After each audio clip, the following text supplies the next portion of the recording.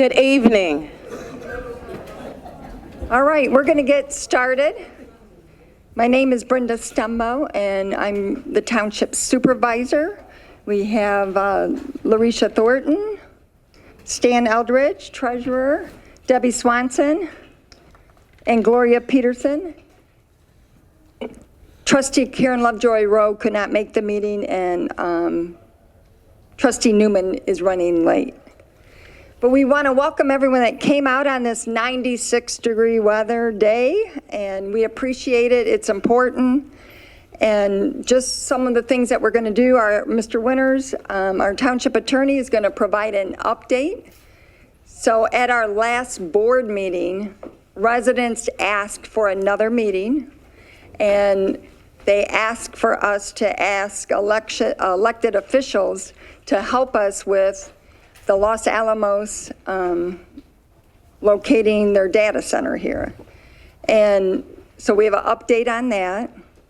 And then I want you to know you can also, after Attorney Winters speaks, we will have 3 minutes for everyone to ask questions or tell us how you feel about Los Alamos and the University of Michigan bringing this development here, because people want to hear from the residents. We've been a voice, but they haven't been in all our board meetings. They have not heard your voice. They have not heard your concerns. I haven't met anyone yet that supports it, but if you're here, you're welcome, because we want to hear from what people say about locating Los Alamos with the University of Michigan in Ypsilanti Township. So, Mr. Winters, are you prepared? Good evening. Can everybody hear me in the back? If you okay. Before we get started tonight, maybe by a show of hands, is there, if you raise your hand, if you do not want Los Alamos to locate in our township? Okay. And follow-up request is, the township has refused, right up to now, to negotiate any kind of a resolution with University of Michigan and Los Alamos that will allow them to locate here. And if you support the township's position to continue to refuse to negotiate, can I see a show of hands?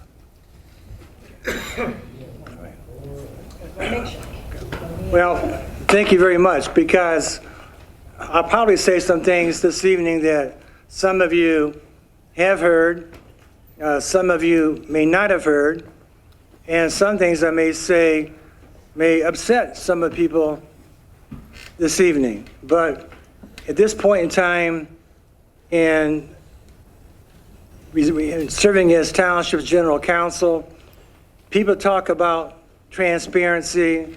They throw that term around like spare change in a drawer. It's easy to say transparency and not follow through on what that requires. And so as you sit here on July 15th, just take note of the following.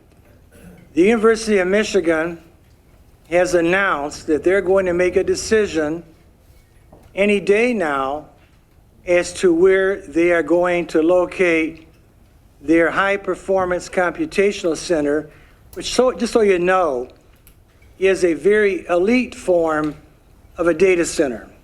Not all data centers are high-performance computers or computational centers, but all computational centers are data centers. They continue to try and make a distinction because, unlike Amazon, they don't sell their information for commercial purposes. They are simply focused on one mission, Los Alamos is, and that is to conduct these computational scenarios that are going to be used by Los Alamos in New Mexico to produce plutonium pits. So at the outset, we're told they're going to make an announcement any day. At the last meeting we held on June 16th, the township had passed a resolution back on March 31st of this year declaring a strong and unequivocal opposition to the plans of the U of M in Los Alamos to locate anywhere in Ypsilanti Township.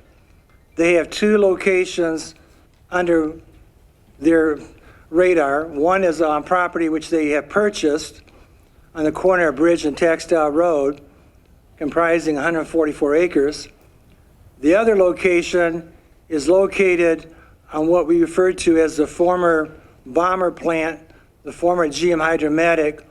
That consists of 307 acres. Half of that is being used by ACM, the American Center for Mobility. The remainder is vacant. We have been told and have received confirmation that state officials are pushing hard for U of M in Los Alamos to locate on the Willow Run property, which in our resolution we also strongly objected to because that's within a stone's throw of West Willow. And so at the last township meeting on June 16th, we were going through the fact that nobody had responded to our resolution from March except State Representative Jimmy Wilson. I think it was, I know, Leah Mills Chapman had implored of the board to reach out to the elected officials one more time. In other words, one more chance to step up and be united as a county against what we perceive to be a clear and present danger to not only Ypsilanti Township, but to all the surrounding areas here in Southeast Michigan, and to send a strong message to the University of Michigan, who doesn't abide by local zoning laws, who are exempt from planning reviews, who don't pay one dime for police and fire protection, who don't pay anything from roads, who doesn't pay anything for anything, that they are not welcome to bring Los Alamos to this community. And so on June 24th, the township's full-time officials, Supervisor Brenda Stumbo, Clerk Deborah Swanson, and Treasurer Stan Eldridge sent out a letter to our U.S. Senators, Slotkin and Peters, Congresswoman Dingell, the Washtenaw County Board of Commissioners, State Senator Jeff Irwin, and again, pleaded with them to support the township's resolution.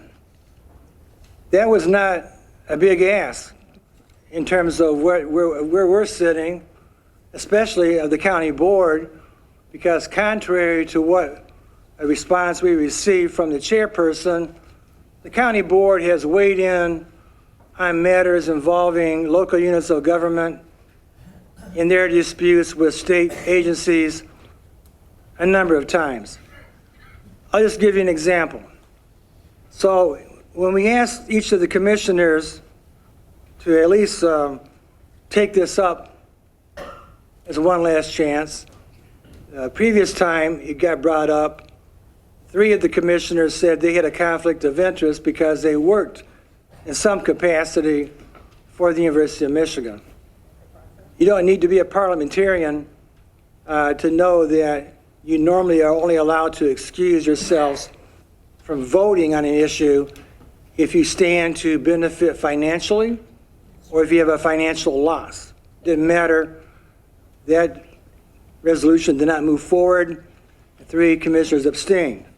So following Ms. Chapman's request that we do it one more time to try and find out which side are you on, we received a letter from Katie Scott, who's the chairperson of the county board. And by being chairperson of the county board, I don't necessarily pretend that she speaks for the county board, but she is the county, she signed her letter as the county chair. So what she says in part is, dear Supervisor Stumbo, Swanson, and Eldridge, honorable trustees, thank you for your letter regarding the resolution and the proposed Los Alamos facility.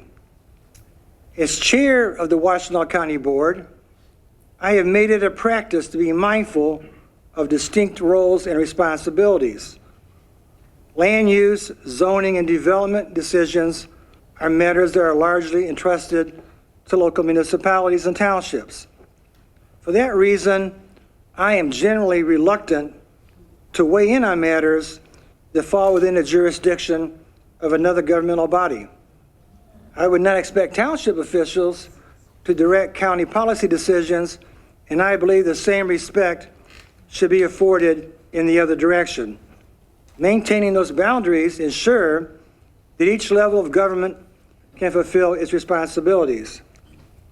So while I respect the concerns raised by township residents and officials, I do not believe it would be appropriate for me to insert myself into a matter that is primarily within the jurisdiction of another elected body. Well, unfortunately for Chairperson Scott, she somehow forgot that back in 2023, when the city of Ann Arbor was in a dispute with MDOT, the Michigan Department of Transportation, they wanted to put some high security fencing in the city of Ann Arbor along the Huron River, and it's right there within the boundaries of the city of Ann Arbor. City of Ann Arbor Council did not want the high security fencing. So what did the county board do? They passed a resolution on November 15th, 2023, saying that they called upon the MDOT to engage with the Board of Commissioners, the City of Ann Arbor, and to not install that high security fencing. The commissioners all voted in support of that, including the ones that we reached out to: Commissioner Somerville, Scott, Sanders, Robbie, Light, Hodge, LeVar. And so in live follow-up on that same day, there were a number of comments that were made by Chairperson Scott that seems to be somewhat contradictory to the position that she's now taken when it comes to Los Alamos as opposed to MDOT. She said this: Scott, representing a portion of Ann Arbor, has spoken out against the plan at recent meetings. She attended a MDOT public meeting about the proposal and heard officials state they were working extensively with city and county representatives. But afterward, everyone she spoke to reported no contact with the agency. Quote unquote, my blood pressure went to 250 that night, Scott added. So she was very upset when MDOT in the city of Ann Arbor was in a dispute over installing fencing. Commissioner Somerville said, I don't want to see that happen. I think it will ruin a beautiful thing that we have in the community, which is access to the river, said Commissioner Annie Somerville. Well, one of the sites in question is located on the banks of the Huron River at Bridge and Textile Road. Now, if you don't want to weigh in on a resolution that the township has presented, calling upon you as county leaders to stand with the township shoulder to shoulder and stand up against Los Alamos, if you don't want to do that, if you really believe it's a good thing for Los Alamos to locate in Ypsilanti Township, then just say you do that. Just say you support that. But don't try and say you don't weigh in on issues pertaining to local jurisdictions having an issue with a state agency, or in this case, the University of Michigan, when you've done it in the past when it involved the city of Ann Arbor. The only difference this time, it involved Ypsilanti Township, not the city of Ann Arbor. It involves Los Alamos and U of M, not MDOT. So that is obviously very troublesome. It's very much the definition of what some people would call hypocrisy. Now, we also received a response from Commissioner Hodge. Well, I shouldn't say we received a response. There was a 2-page Facebook posting on that. And I don't know if it's still available or not for you to review. It is. Okay. Yeah, and I would encourage you to read that. I would too. Okay. And so part of his Facebook posting, and we've heard this before. We've heard it from Lansing. This township has been threatened by people throughout the state of Michigan that if we don't get behind the University of Michigan, and if we don't support Los Alamos, that we're not going to see economic development. We've been pressured, cajoled, and this time it's a little bit different because now we're receiving advice from Commissioner Hodge, who says in part that while he has serious concerns about the project, at the same time, I would much rather work collaboratively with the university to secure benefits and investments in our residents rather than needlessly antagonizing the University of Michigan and receive nothing at all. So I don't know exactly how this township has done anything to antagonize the University of Michigan beyond saying right now the only community benefit that we would want is for you to get the hell out of Ypsilanti Township and not come here.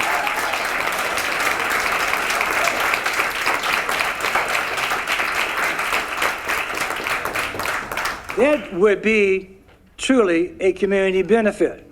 But make it quite clear, this township board has made it clear anyways, that we are not for sale. We're not for sale. I saw by a show of hands tonight, the people right now do not want the township to bend the knee. You're looking at people right now on this board right now. This is probably the wealthiest group of people, minus the governor, I suppose. She might be working on it, I know. Yeah. This is the wealthiest group of men who collectively combined are in way over the billions, close to being zillionaires. And these are the people that are proudly coming to Saline Township, who are doing a groundbreaking, who have been asked for, who have received 6% sales and use tax exemption already, and who last night tried to force the Saline Township Board to take their $4 billion request for another 50% reduction in taxes and elevate that to $43 billion.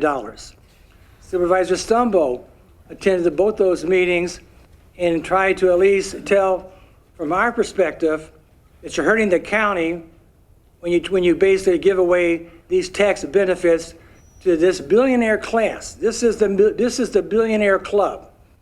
You want to be part? Is this who you want the Washtenaw County to be subservient to?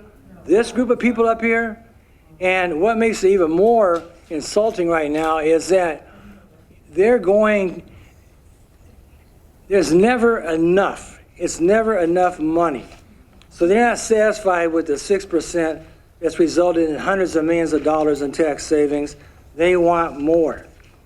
Some of you may remember from the 1987 movie Wall Street, played by Michael Douglas. He played the character Gordon Gekko. He's the one that delivered this line that when you hear this is who he's talking about, just so you know. Because he was one of them. He said, ladies and gentlemen, greed, for lack of a better word, is good. Greed is right. Greed works. Greed clarifies, cuts through, and captures the essence of the evolutionary spirit. Greed, in all of its forms, has marked the upward surge of mankind. Now, we totally disagree with that. And we would also totally disagree with the fact that in spite of our requests to get assistance from the U.S. senators, no response. Congressman Dingell did send out a list of questions that were answered that was basically public relations propaganda, and I'll deal with that in the next issue in the next moment. But in addition to what they received up here, the state of Michigan is also have blood on their hands in regards to this Los Alamos coming to Ypsilanti Township. It was built, it was from the very beginning based upon a lie. The initial application filed by Los Alamos and U of M was that they were going to build a couple little buildings on the corner of Textile Road, 20 acres, and that's, they're going to have 200 people. That's what they first said. And based upon that, they didn't come to the township board and ask the township board, do you support this project? They went to Ann Arbor Spark and got a letter from the chairperson of Ann Arbor Spark, who's now the interim president of ACM. He gets the letter that says right now how great this project's going to be, and the MEDC could not wait to give the third wealthiest university in this country, and also a university that's got a $21 billion endowment, could not wait to give the University of Michigan $100 million. So awarded them $100 million to locate Los Alamos in Ypsilanti Township, in spite of the fact they contribute $0. Now, yeah, I guess we could, do what Commissioner Hodges suggested, and I guess we could do what University of Michigan said, sit down there, let's make a deal. All of you remember Monty Hall, right? What's behind door number 1? What's behind door number 2? What's behind door number 3? But I would ask those commissioners and the University of Michigan and Los Alamos that wants us to sit down, bend the knee, and negotiate, what price are you going to put on the value of clean air? What's the going rate for clean air? Is there a price known for clean water? Is there a price known for making our neighborhoods basically a high-value target zone that's going to depress property values? Who's going to pay the mortgage if a person wants to sell their house and find that they're upside down because the property values are going to go down and people don't want to live into what is truly a high-value target, in spite of what they say, in spite of their denials? It is. So what's the going rate for that? Jeff Irwin suggested, state senator, well, I'm sure the university would put a boardwalk around the perimeter of the property on the corner of Bridge and Textile Roads. We don't need any more boardwalks. We don't need any more parks. We don't need, anything that you can try and do to induce us into somehow making a deal. We want you gone. We don't want you here. And so,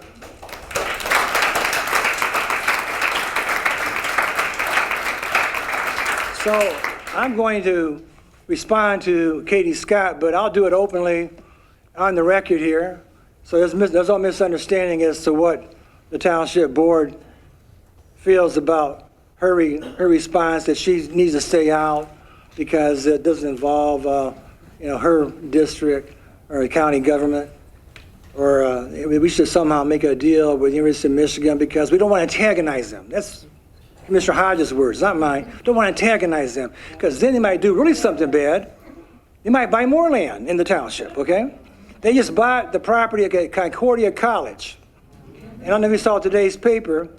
Within 6 weeks of buying the property, they are now going to put a $175 million library on Concordia's campus. They made that announcement today while they're hunkered down in Traverse City. That's where the Board of Regents is meeting tomorrow.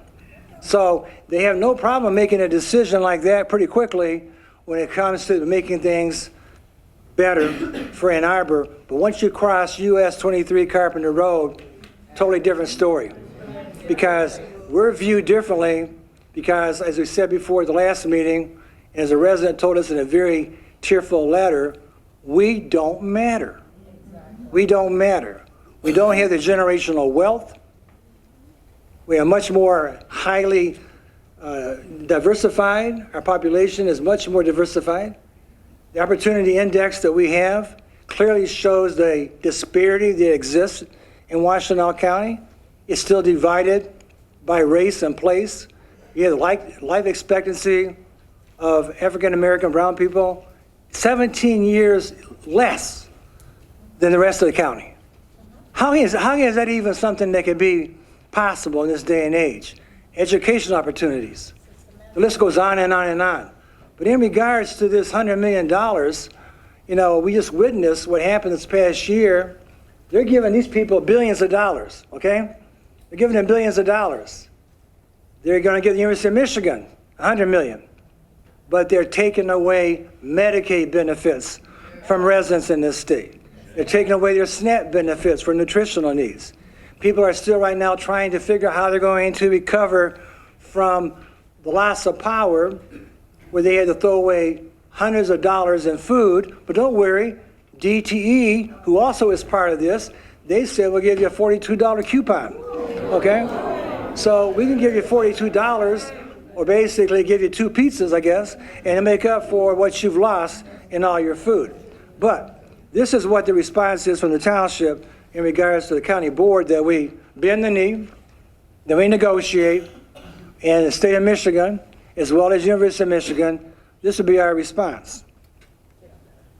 We reject the premise that this community should negotiate community benefits in exchange for supporting a project that our residents believe is fundamentally incompatible with the future they want for Ypsilanti Township.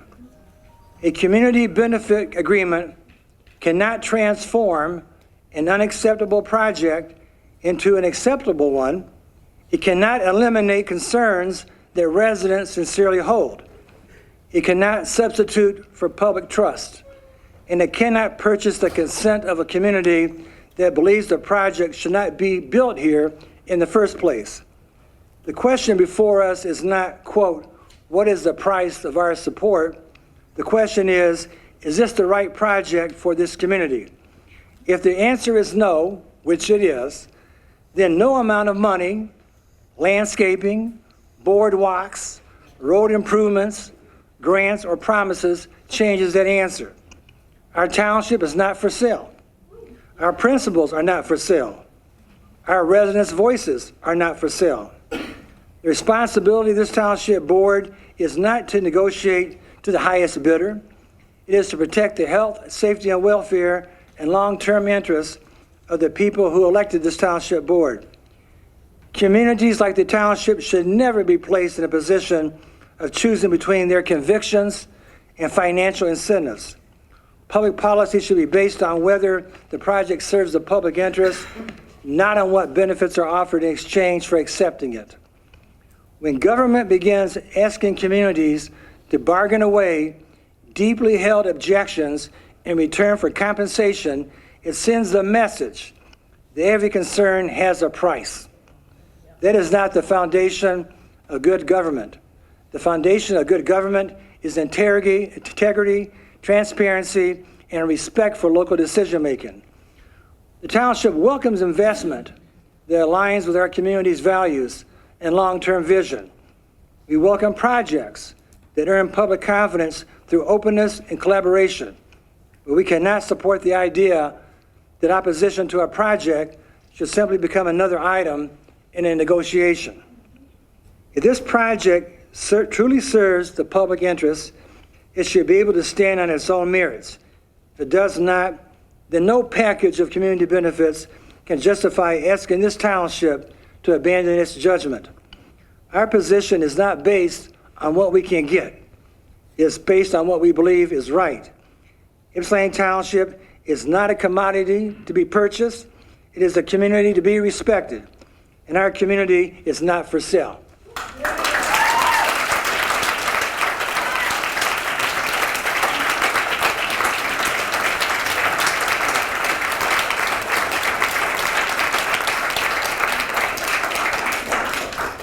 Let's also have an update to give you in regards to University of Michigan's response to Congresswoman Dingell, because they want you to believe in their response that the township board, and especially myself, that we're the ones who came up with this term, high-value target. Now, Los Alamos is not a high-value target. It's all top secret, but there's no evidence that it's a high-value target. Well, I guess the internet works both ways. Okay? I probably was the last person on this board that still had a flip phone, okay? And so that was given up when the Smithsonian called and asked for the phone back. So I finally also started doing research, and that probably was not necessarily the best thing for people who want to tell us that there's no such thing as a high-value target. Well, it's funny because on January 30th, the University of Michigan had what we call basically a science fair. It wasn't an opportunity to have a question and answer dialogue. It was where you walked around and you saw boards, and they tried to direct you from one board to another. But somewhere along the way, they, in their response to Debbie Dingell, Congressman Dingell, they forgot maybe this article still existed. It's dated January 30th. And the headline makes it quite clear. Los Alamos confirms the University of Michigan data center to be used for nuclear weapons research. Okay? So let's get that out there in the open. It's going to be used for nuclear weapons research. Okay? Now, they want to say, well, they're not going to manufacture weapons there. But that's good to know. We're not going to test live nuclear weapons there. Thank you. But it's going to be used because, as Chris Kolb, the vice president for government relations, likes to say, this facility, and it's probably true, will have, in his words, the biggest, baddest, and fastest computers in the world. Those computers that he's talking about is not for the benefit of the University of Michigan. Those computers are to allow Los Alamos to do millions and billions of computational research, because they're going to be doing a research that pertains to plutonium pits. And you might ask yourself, okay, I've heard this name, I've heard this phrase, what is a plutonium pit? Plutonium pit is like a spark plug in your car. It has to be something that will ignite the gasoline that will allow the car to move forward, okay? So you don't necessarily need to be a physicist to understand that a plutonium pit is what triggers the nuclear weapon. Now, the present administration has made it quite clear that they are going, in fact, he's the one that changed the name from Department of Defense to Department of War. That's what it's called, Department of War.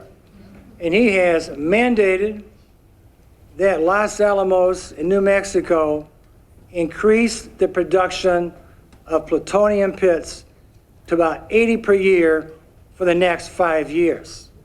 And the research that is going to be conducted by University of Michigan Los Alamos is going to be transferred to New Mexico, and that information will allow them to develop the next generation of nuclear weapons. They are basically, right now, they have a stockpile of nuclear weapons or a stockpile of plutonium pits, and they're going to gradually take the old and transfer it into a new plutonium pit that's going to be studied in this facility. And that study makes this facility, that study and the name Los Alamos makes this a high-value target. Now, interestingly enough, again, you can do your own research. You don't have to take my word for it, but you can go out there and you can ask, what's the criteria that the federal government uses as to whether installation, or in this case Los Alamos, is a high-value target? Is there criteria? And if there is criteria, how is it applied in the context of Los Alamos? Well, there is criteria, and there's 10 criteria.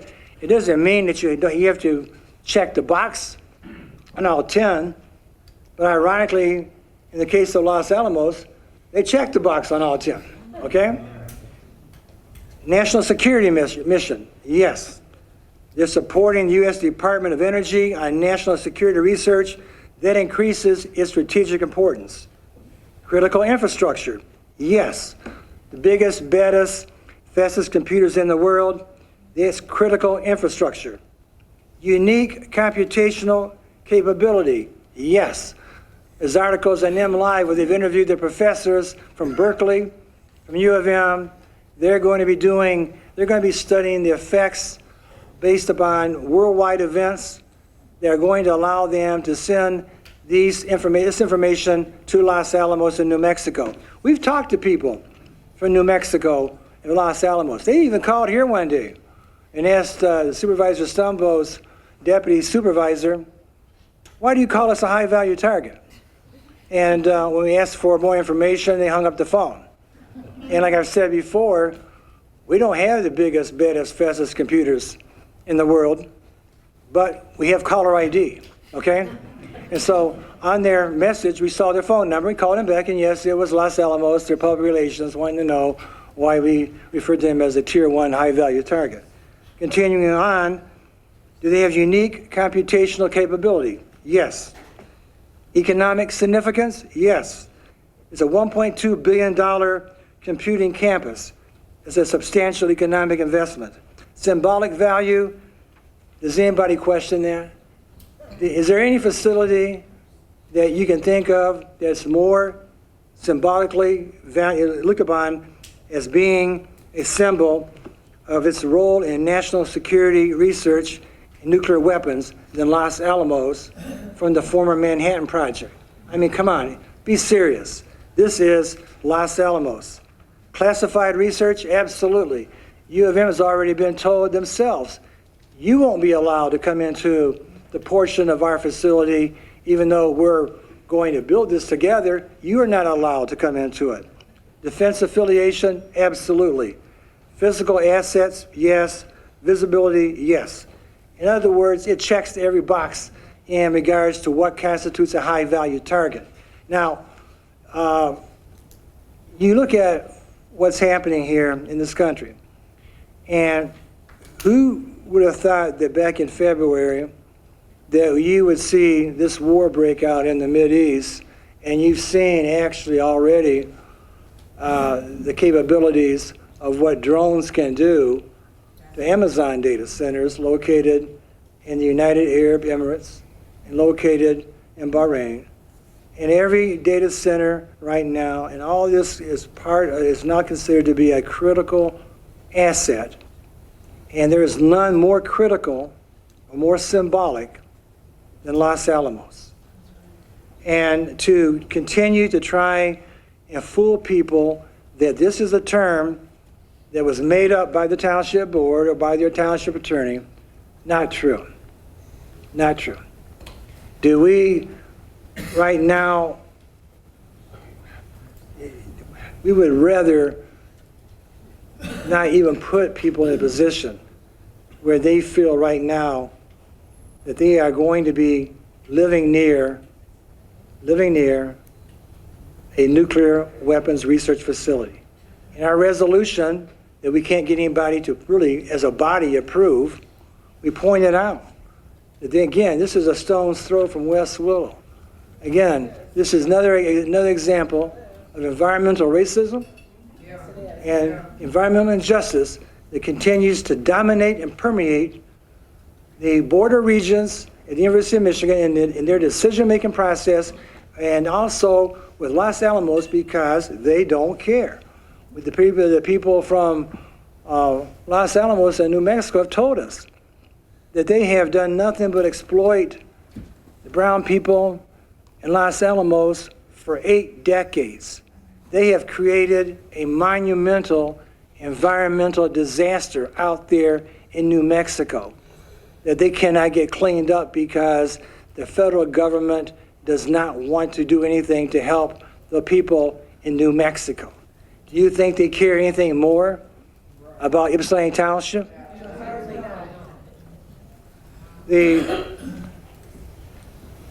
single most compelling reason why this township board has determined and feels strongly that Los Alamos constitutes a Tier 1 high-value security risk is that number one, it would transform Ypsilanti Township into a symbolic extension of the United States nuclear and national security infrastructure. And therefore, overnight, it would transform this area into a potential target in an age of cyber warfare, terrorism, geopolitical conflict, and drone attacks. Please, know this, Los Alamos is not an ordinary research institution. Again, it is one of the most recognizable and strategically important national security laboratories in the world.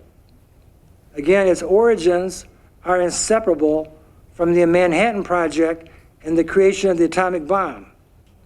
To allies, adversaries, terrorists, hostile intelligence services, and extremist organizations alike, the Los Alamos name represents American military dominance, nuclear capability, advanced weapons science, intelligent operations, and technological superiority.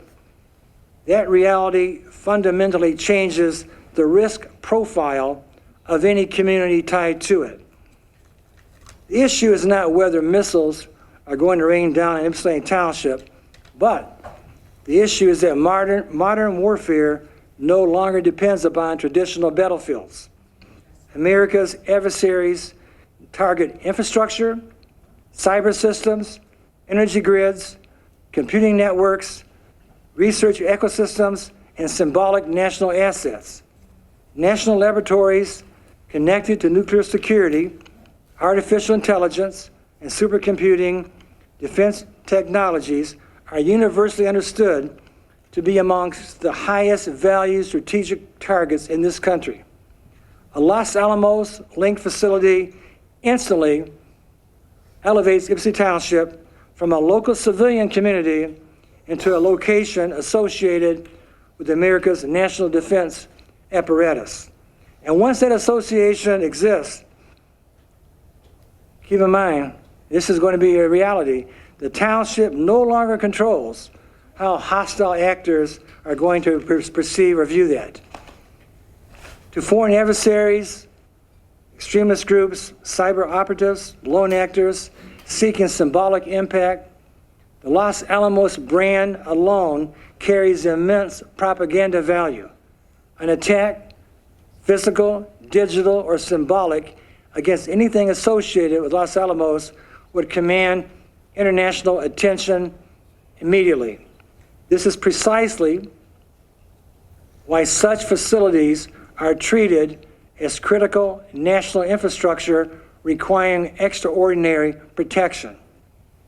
The most alarming aspect is that Ypsilanti Township is not designed, we're not designed to function as a hardened national security zone. This is a residential community.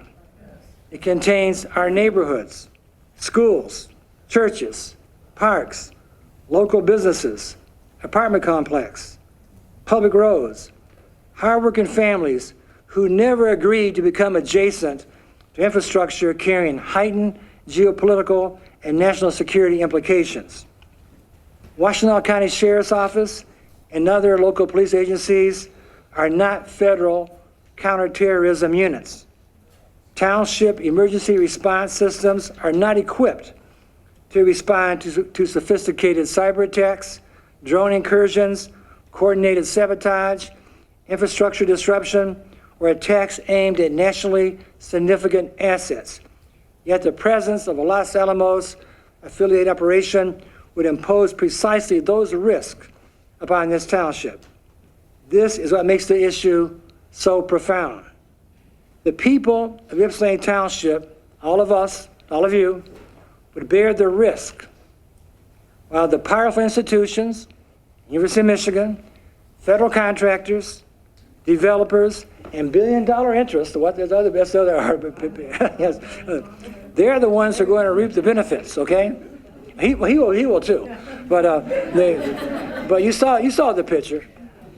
The residents are going to inherit the consequences: heightened security, infrastructure cyber targeting risk, emergency preparedness burdens, reputational stigma, scarlet letter. Long-term uncertainty about future expansion of sensitive operations. And make no mistake, once the federal government, through the University of Michigan, gains a foothold, a footprint in this township or any other township, you will not have the ability to say no to phase 2, to phase 2A, to phase 3, and on and on and on. We've never consented to becoming a part of this country's expanded national security footprint. This is, again, a civilian residential community. History teaches that strategic assets become targets not because of what they do, but because of what they symbolize. Placing any extension of Los Alamos into this township is not routine economic development. It is the introduction of nationally significant infrastructure into the heart of an ordinary community. Citizens have every right, all of you have every right and an obligation to ask the township as to whether this township should be transformed into a focal point of geopolitical hostility, cyber warfare, or symbolic targeting. This is not fear-mongering.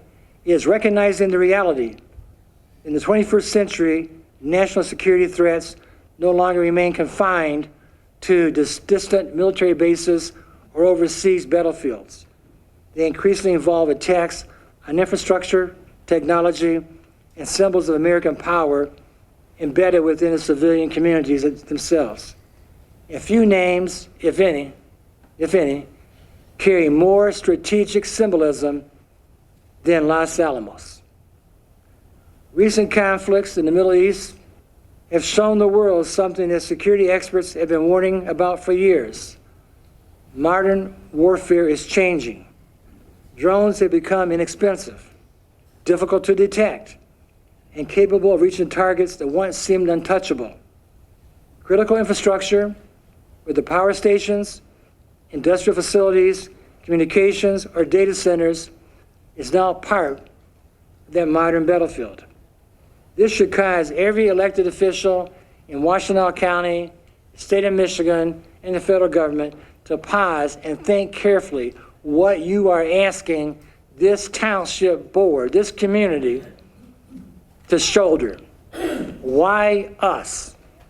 If it was so important to the University of Michigan, it was that important to the University of Michigan that they maintain their contracts with Los Alamos.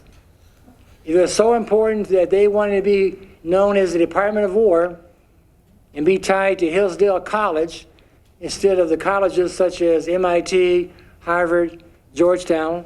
It was so important that they somehow give up their PhD program and abolish their DEI program because they could not do that program, those programs, and be considered to be a partner with the Trump's Department of War. But it was that important for them to maintain this relationship with Los Alamos, they could have built this damn Los Alamos in the city of Ann Arbor.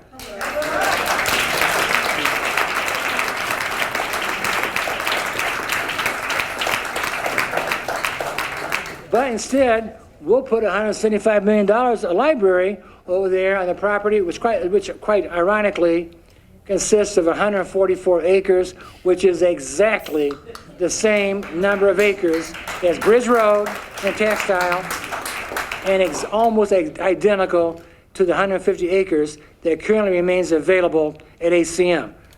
You're starting to see what we're saying, right? Yes. Ann Arbor, no. Come on over here to Dipsey Township. What are they going to do about it? They're not ready to fight politically. They don't have the generational wealth. They have to take it. That's why this township board has been so intent on trying to reach out to our elected officials to simply inquire, which side are you on? Where do you stand? If you support it, fine. But you can't just take a pass. You can't just sit there and say, I'm not going to vote. This is too important an issue. And if you can't take a vote on this, then you should really question whether or not you should be representing Ypsilanti Township on any issue.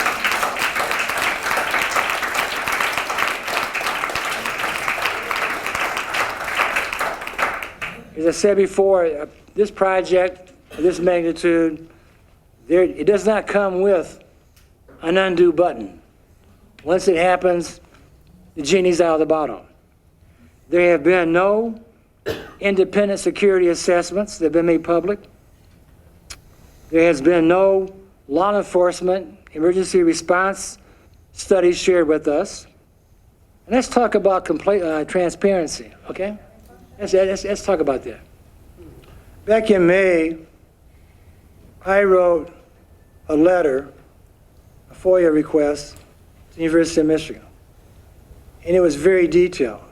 I think by now, after practicing for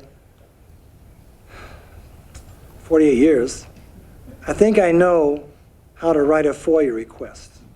And I think I know how to make it clear as to which documents that I'm actually asking for. So if I ask for the environmental impact reports on this property, it's pretty clear. When I ask for, the water analysis that you're going to be requiring of YCUA, that's pretty clear. When I ask for reports in regards to what kinds of negotiations have you had with Saline Township or to possibly using that property over there for part of this Los Alamos, it's pretty clear. When I've asked them all those questions, very, very clear questions. So instead, I actually get back a response from the FOIA officer saying right now, it would take us to, this is overly burdensome, your request is.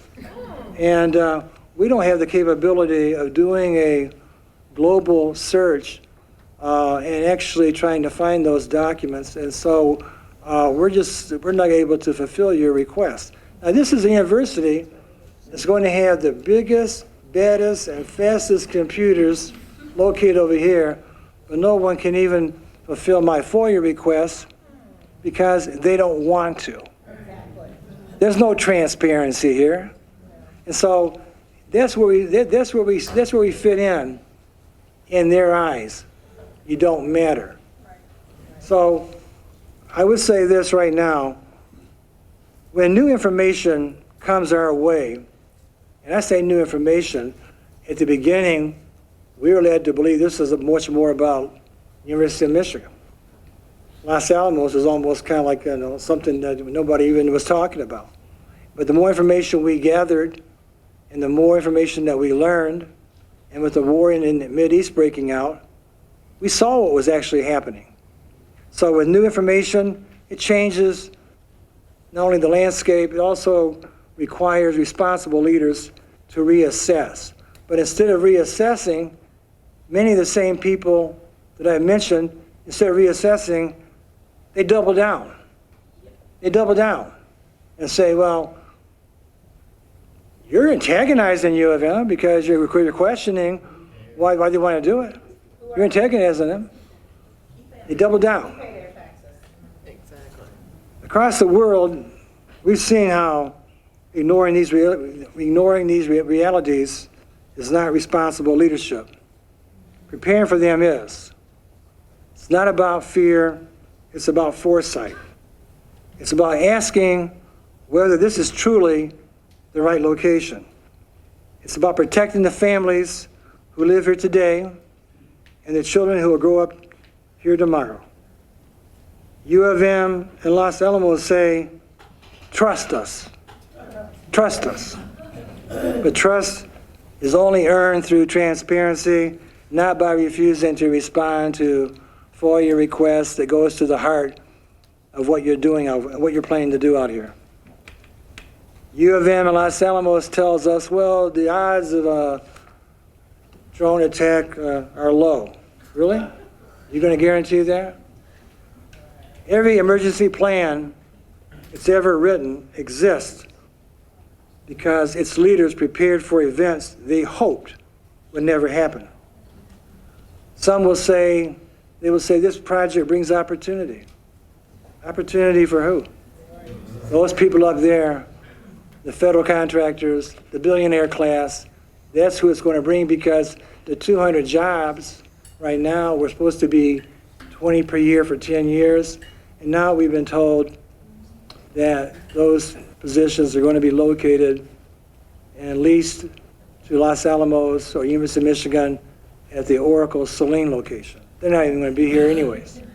So I would say in closing on this issue that this township is not a testing ground. Again, we're not going to be treated as some laboratory rat by the University of Michigan. Our neighborhoods are not bargaining chips. Township is not anti-science, it's pro-community. It's not anti-technology, it's pro-responsibility. So I would just ask once and for all of us stand together, speak with one voice, demand transparency, demand accountability, and let's demand that the safety of our families come before any development, because this township is worth protecting, our future is worth protecting, and our township is worth fighting for. Thank you.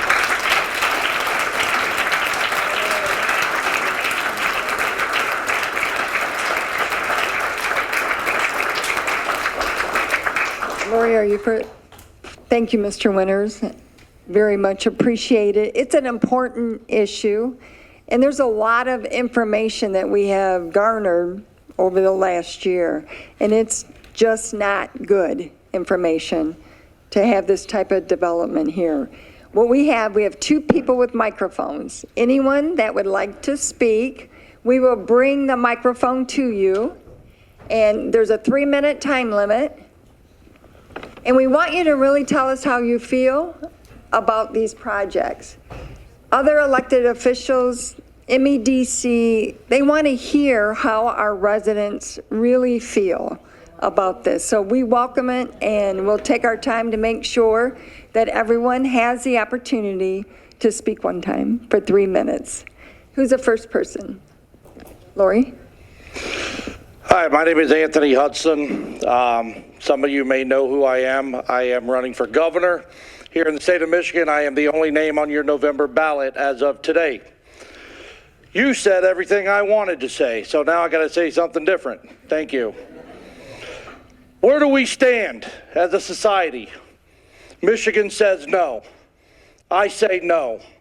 I'm prepared to issue a 2-year statewide mandatory moratorium on every data center and flock camera system across the state of Michigan come January 1st, 2027.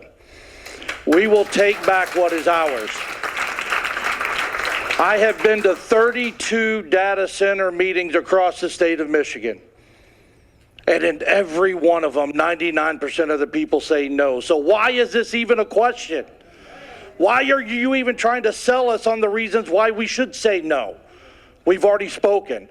What's in Los Alamos stays in Los Alamos. It doesn't come to Michigan. We're not responsible for what they're trying to do. They have desert land. They can put a data center out there.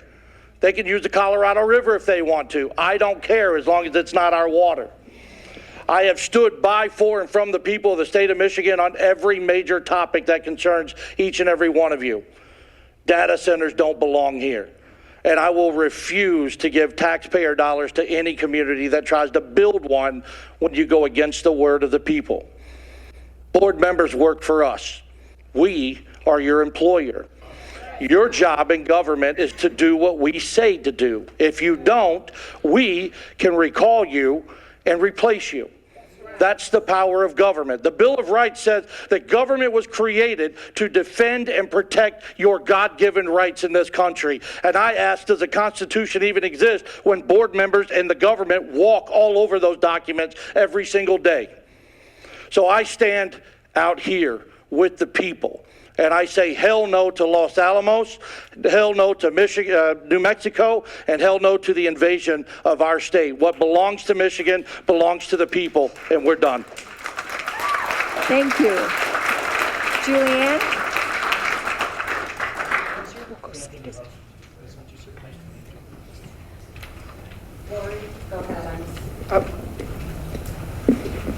I got it. next. Oh, okay. Yeah, I have a question. The whole time you were talking, and you keep talking about Los Alamos, and I'm wondering why they aren't building it there, because that's one of the wealthiest cities in the United States, and they have the capability to protect a facility like that. And if they want to be so badly affiliated with U of M, why doesn't U of M just put a satellite center there? I haven't heard any good reason why they're not building it there. Thank you. And if people want to give their name, you can, and please let us know if you're from Ypsilanti Township, because we do want to hear, we want to know that. You So don't have what to I give your don't name if you don't want to, though. Next. So I don't understand. There's two questions I have. Number one, you've got the University of Michigan, and their president comes out in his beautiful letter to Congressman Dingell, and he says that we're about to make a decision about, but we are seriously re-looking at our options at Willow Run because of the severe environmental impact there. So gee, let's just go over here to Textile and Bridge, and let's just severely environmentally impact our river and our lakes and our parks. And there's an elementary school right down the street. Why would they think that that's right? And my second question is please stop saying, Governor Whitmer, that you are going to make them be responsible for not raising electrical rates. That is a lie. Right. L-I-E, lie. They don't raise the rates. DTE raises your rates because they require so much electricity, they have to go and buy it from wherever they can get it, and they're going to have to pay top dollar for it, which is going to make us pay top dollar for it as well. And the lies just keep coming. And I'm sorry, one more thing.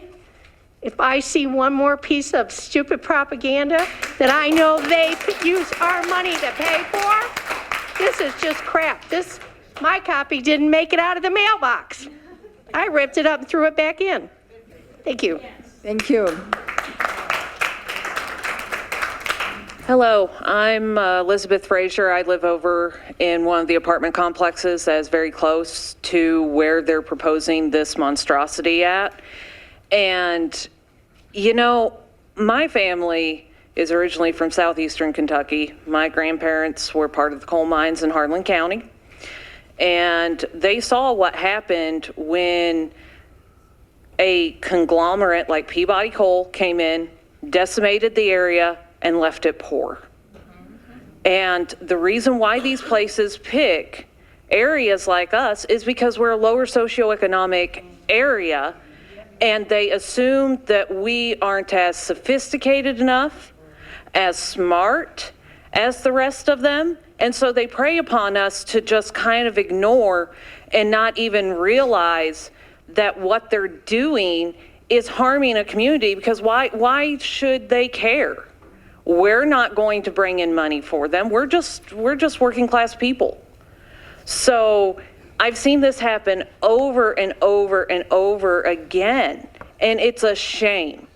U of M is, as we know, one of the prestigious schools, but yet they're willing to sacrifice an area just because we're considered to not be as smart. And I really think it's a big shame that they have othered us, and they should feel ashamed that they are going to make us a sacrificial lamb to Los Alamos. Thank you. Julianne? Or Lori, you're good. You're good. You're good. Wait. Go ahead. I got one, Lori. Okay. Do you want us to go? Well, you go.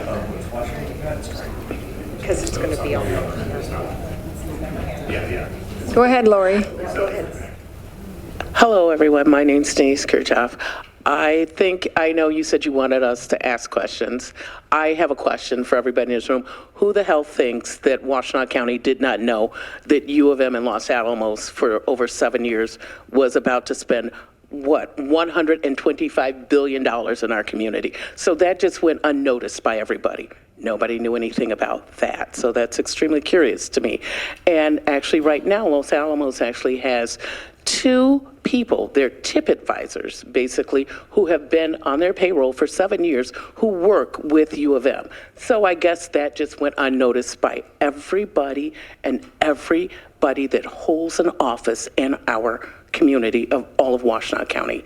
How you miss the fact that U of M in Los Alamos was building $1 billion complex in this community and look all of us in the eye and go, we just found out when you did. You know what? We don't believe you. But there's a good thing about this. I also work on shutting down data centers in my own state, the great state of Alabama. We have partnered with national and international organizations to create web pages to let you know who knew what. We're also working with the ACLU. So when people come back and the politicians come back and say, I didn't say that, oh, and we're working with Harvard Law. And actually we're working with the New York Times, and they're going to be like, nah, you actually said it. Now, if you want to take us to court and deal with it, we'll deal with it. So they will be rolling out a web page here, so we will actually know who knew what when. And they're actually working with people who no longer work for Los Alamos, and they know about all the NDAs. And now these people are ready to talk, because you know what? It's gotten bad. And I think something else we all need to know. Think about this for 5 seconds. In 3 years, the amount of data centers that we have in the state of Michigan will consume 150 million gallons of water that will no longer be usable in 3 years. In 3 years. Think about that. Those are our Great Lakes, 150 million gallons of unusable water. So all I can say is I'm looking forward to the website, because I've seen it in other states, and I'm loving watching the politicians going, oh, I made that? December 5th, 2025, 2024. I think we should all look it up. Next. Hello, my name's Kevin Davis. I am a recently retired data center engineer. I used to work for Ford for a long time and Michigan Medicine. I've literally zero skin in this game anymore, so please don't say I'm paid. You can hate me all you want, but I'm a published expert in this field. The same people spreading stuff about data centers are the ones who told you to take horse dewormer because COVID vaccine has Bill Gates nanobots in it. The same people that voted for the guy who had all the tech oligarchs line up at his inauguration. Data centers have been around since the 50s. Every decently sized company has at least one. Ford has 6. They're just where those companies put their computer stuff that they need to do business with, like inventory and HR. I let you speak. So you called me a bitch online. Okay, cool. That's not on the record. Can I have my time back? All anyone hears about is the 4 data centers that are run by jerks like Musk that don't care about regulations or capacity planning. All the others have been completely unseen for decades. Sounds similar to eugenics, honestly. A Nazi ideology. Kill them all because we can prove some are bad. Please take a second to understand, this isn't some conspiracy. The internet, Facebook, all of it is hosted in data centers. It has been for decades. The AI hyperscale DCs are just more power dense. You need at least 4 data centers to read the invite for this. Your cell phone provider's infrastructure, one of their internet backbone providers, another backbone provider, and Facebook's infrastructure. The hypocrisy is comical. Websites live in data centers. Data centers in Ann Arbor's neighbors include data centers in Ann Arbor have neighbors consisting of several parks, a school of music, a private high school, a church, and the mall. Ann Arbor and Washtenaw County are incredibly smart on average. I would say that we're not dumb at all. HPC is also how we research cancer treatments, how we got to space, and how we map the genome. The White Sands bomb range is no more radioactive than a banana farm. New Mexico is poor as hell and under severe water rationing. There have been 2 total attempts at a terror attack on a national lab. Neither succeeded. The National Labs program is a lot more than the nuclear stockpile management. Clean energy research, the internet itself started in national labs. The only thing that NLs and OpenAI have in common is their computer stuff. The National Labs Project is a federal government nonprofit. U of M is a state nonprofit. Don't you think that actual silos, Groom Lake, NORAD, the Global Theater Command data centers, or the White House would be higher value targets than a remote addition to an also mostly outdated research facility? LANL's nuclear weapons research is to assure our existing stockpile is safe. The Comprehensive Test Ban Treaty still exists. The computers are the next generation of HP and Cray HPC products that started in 1972. Actually, no. What side are you on is a terrifyingly undemocratic way to put it, as is a refusal to approach the negotiating table. All right, thank you.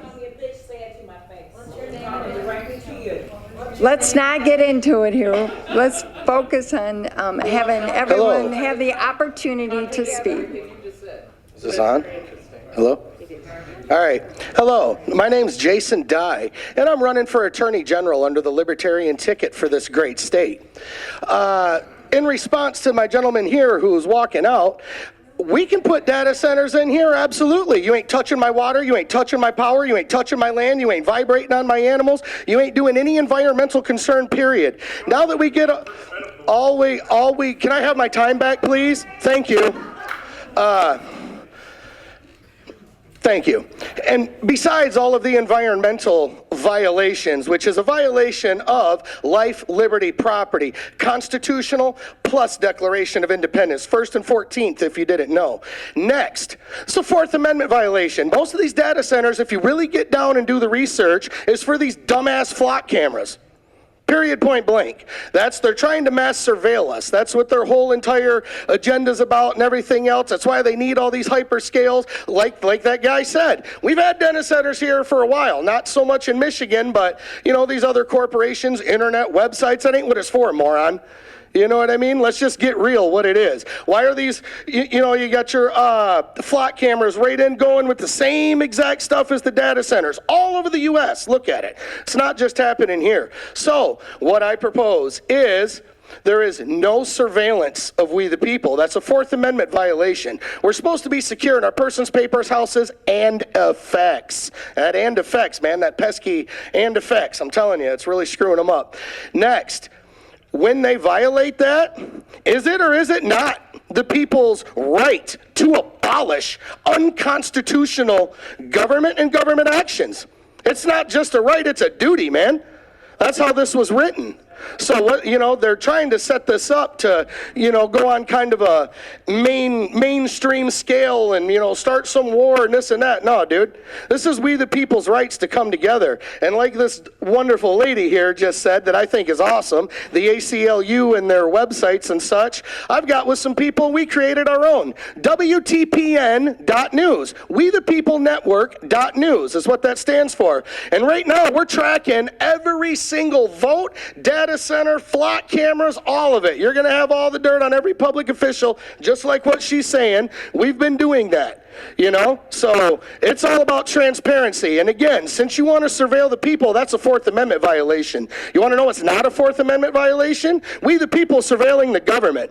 And as Attorney General, and my buddy here, Anthony, who's running for governor, we'll be the first 2 to install cameras in our office. Have every one of our books on display, finances, everything. Let the people see everything. I wonder how many other government officials, or government actors, should we say, would be willing to do that. And also, if you guys like, AI so much, why don't we let it crawl all these politicians' books for the past 10 years?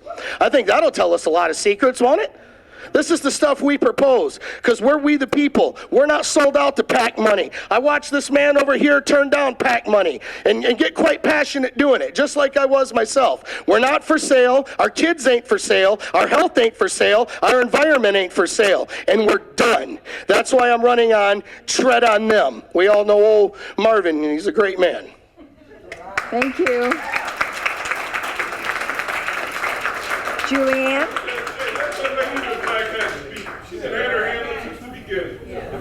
Well, no, it's right here. We got to go over here first, huh?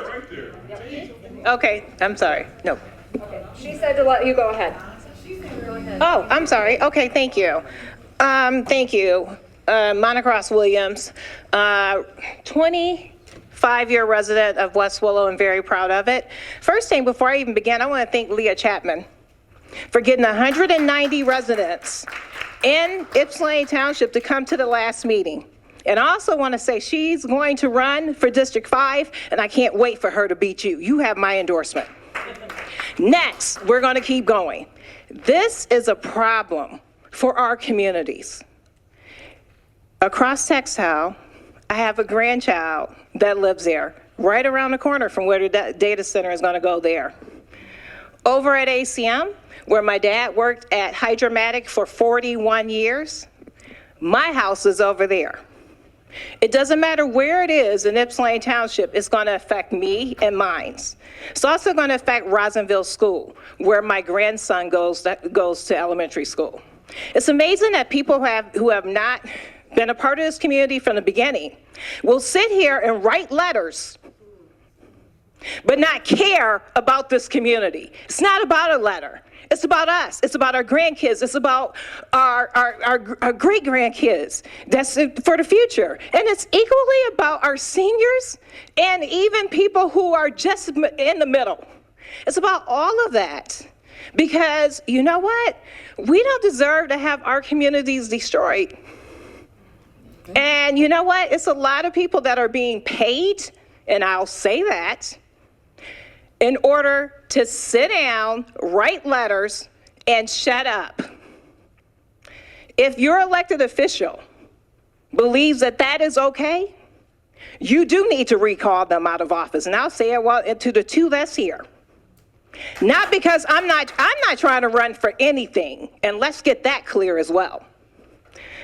I believe that government is for the people, by the people, and anyone in elected office should listen directly to all of these people in regards to what they want. If your job is something different than that, then either you need to resign or be recalled. That's the bottom line.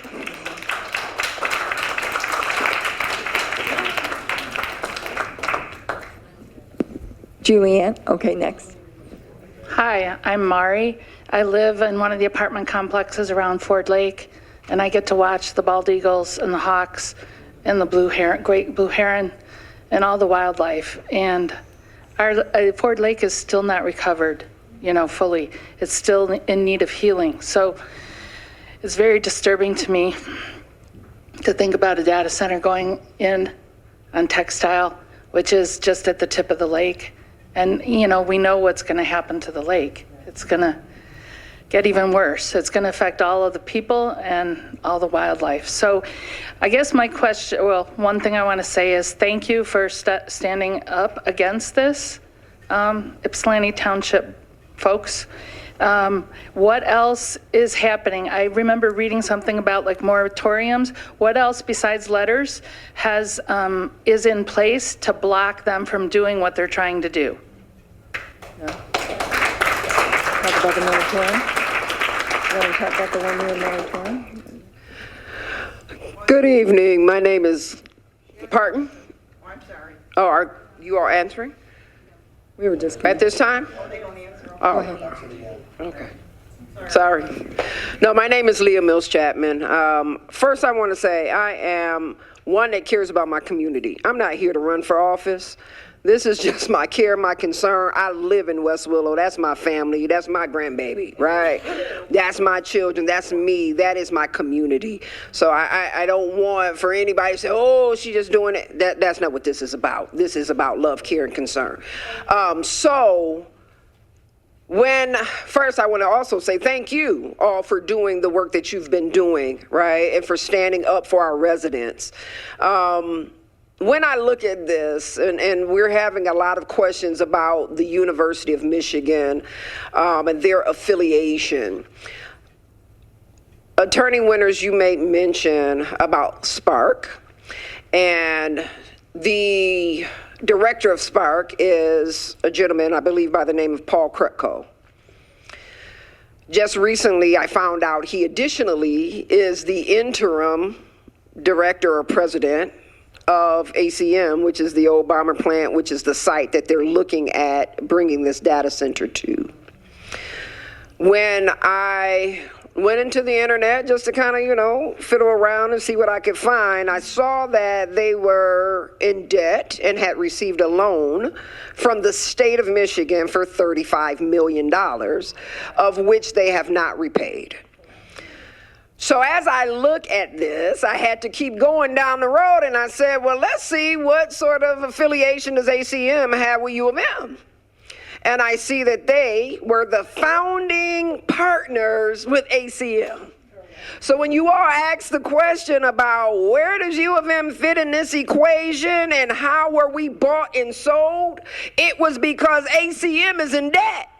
So it's not just solely about the fact that this is a space that will suit what it is that needs to be done.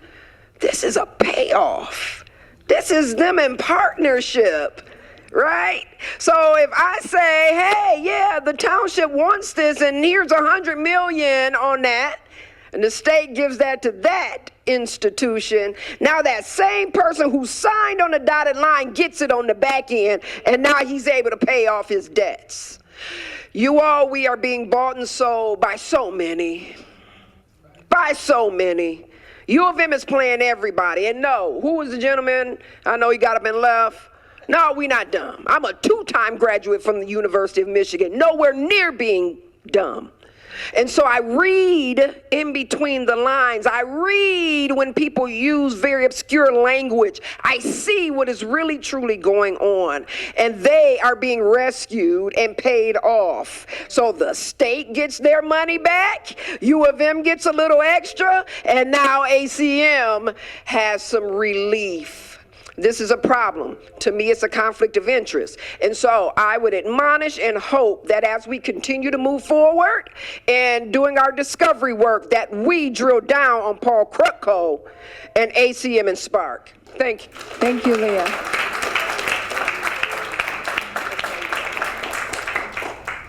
Doug, you want to talk about the moratorium?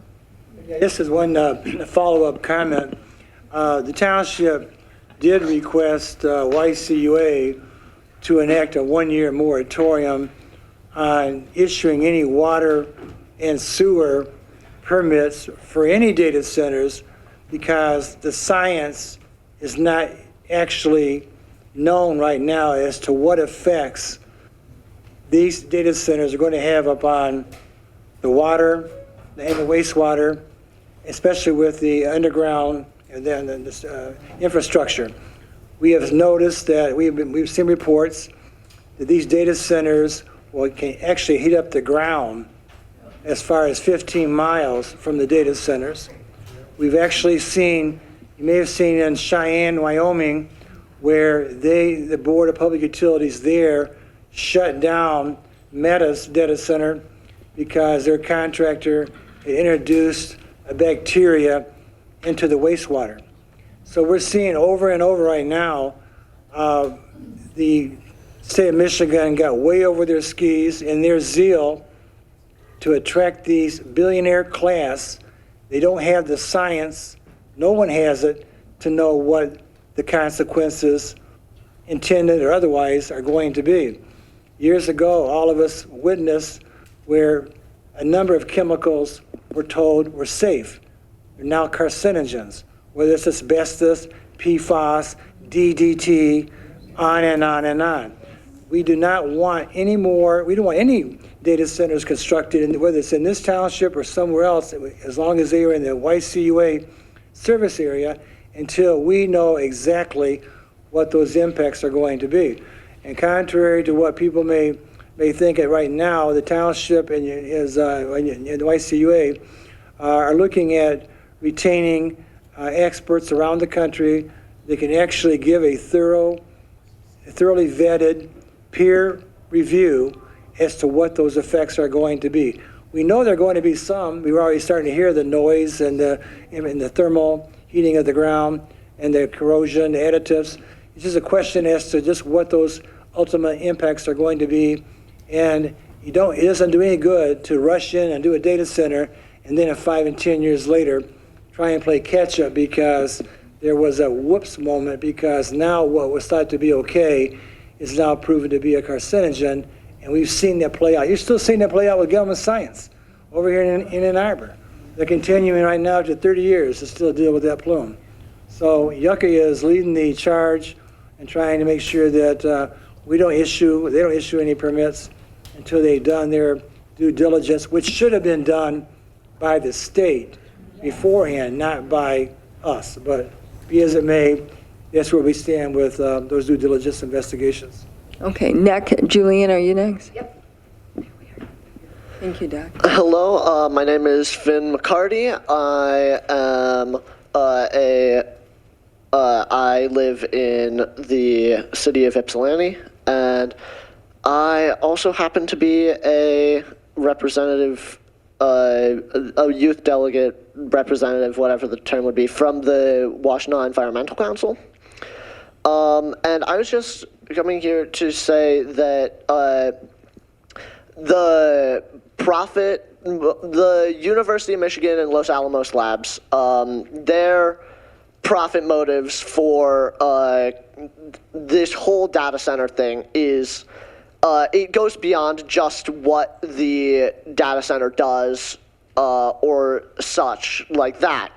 It's beyond that. It's more so the once the effects start taking place, I feel, or we know that once they gain access to the effects of the monetary value that they would gain from larger bodies, like whatever's paying for all of this to be put into place, we know that will just continue the production of the data centers more so, and to the point where once the profit motives reach a high enough point, no matter whether or not they are saying that they'll meet all of the safety requirements or anything like that, once profit outweighs the need for safety requirements, no amount of fines will cover the money that it's gaining for them. It's all just cost of business for them, really. And once you have all of that in place, it's going to be much, much harder to get rid of it. Thank you. Lori? Thank you very much. My name is Timothy Stevens.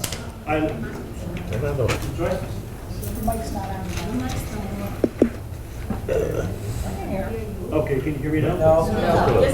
No, but you're loud enough. My name is Tim Stevens. I live in Ypsilanti Township. I'm Eastern Michigan University graduate, and I work online doing tech support work. But what it hasn't been mentioned by any of the companies that are building these data centers is there's certain inconvenient other costs that they're not talking about. For number one, it's an estimated over the next 10 years, 9% of all jobs will be lost to artificial intelligence. And also, number two, due to the heat and the frequencies generated by the data centers locally, for within like up to over a mile range, there are colonies of bees are dying off around data centers, which means the crops aren't being pollinated, the farmers are losing their fields, and of course the data centers are buying up their land. But also the water. For one of these data centers, that like the one in Saline, it's estimated they're going to have once it's built, they're going to have 450 permanent employees.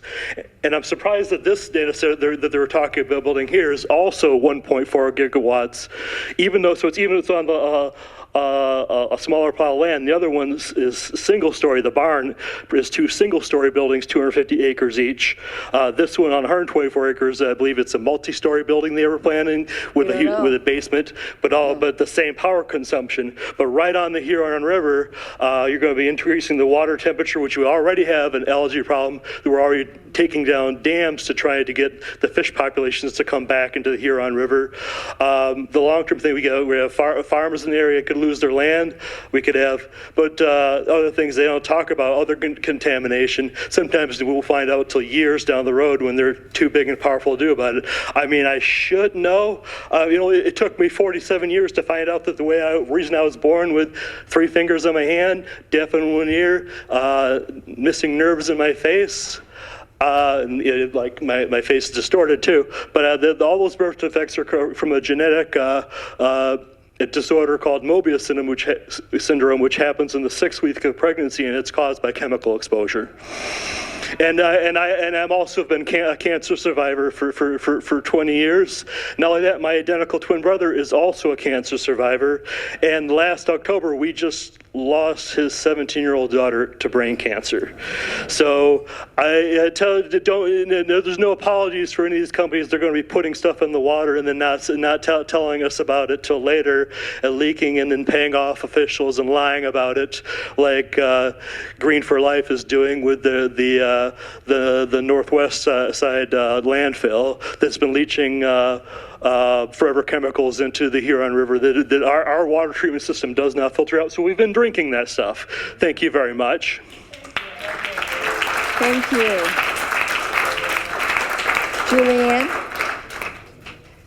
Good evening, everyone. My name is Kristen Howard. I'm an Ypsilanti Township Precinct 10 resident, also your precinct delegate there.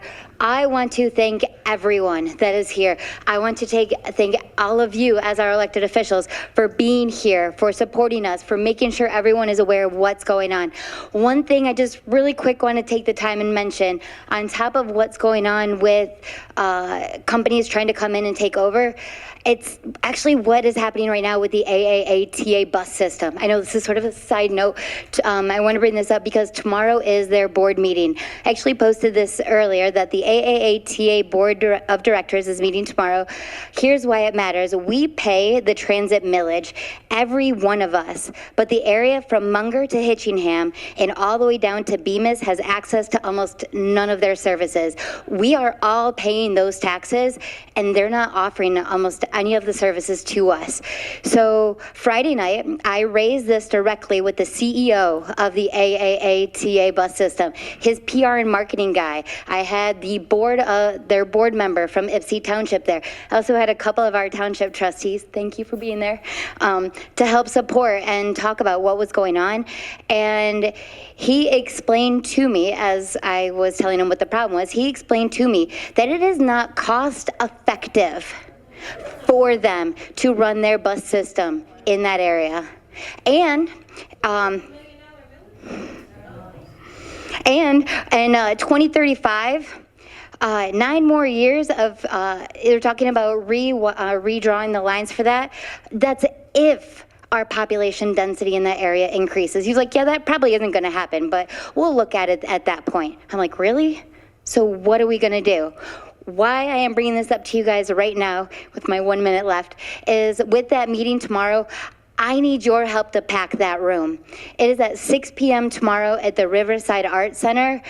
I realize we are all coming together today to talk about the data center and supporting our community and doing what we need, and not being able to say no to anything that they have and they're trying to push over on us. That's exactly what the AAATA bus system is doing to us. We have one representative out of the 9 on that board.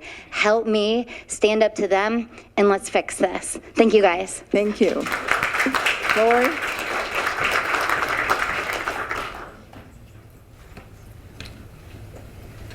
Thank you. Annie Somerville. I live in the city of Ypsilanti. I serve on the Washtenaw County Board of Commissioners representing District 6, which is not where we're at right now, the other side of 94. Denise isn't here anymore, but I just wanted to clear up that the County Board of Commissioners were never consulted prior to the community finding out about this project, and none of us signed NDAs that I'm aware of, at least I didn't. And I want to just address the things that we have done. I also serve as the Commissioner Liaison on the Washtenaw County Environmental Council with Finn, and we've been on top of this issue for quite some time. So after the last meeting, it became clear that maybe people, I think it's really hard to know everything that happens on different boards and commissions, but also at the county level. And so I put out a statement that clearly said I strongly support Ypsilanti Township officials' board resolution calling on the University of Michigan not to move forward with their proposed data center in partnership with Los Alamos National Laboratories. And I'll give you a little bit of a history on some of the resolutions that have been passed at the county level since 2024. So in October 2024, I voted in favor of Resolution 24-193, which opposed the state legislation that would have provided significant tax exemptions for enterprise data centers. We, at the time, recognized all of the concerns that have been raised here tonight around energy and water and the potential climate impacts for climate goals that they would bring. In September of 2025, as an environmental council member, I supported our resolution to recommend to the Board of Commissioners the serious public health, energy and water, and worker and climate-related concerns that data centers pose.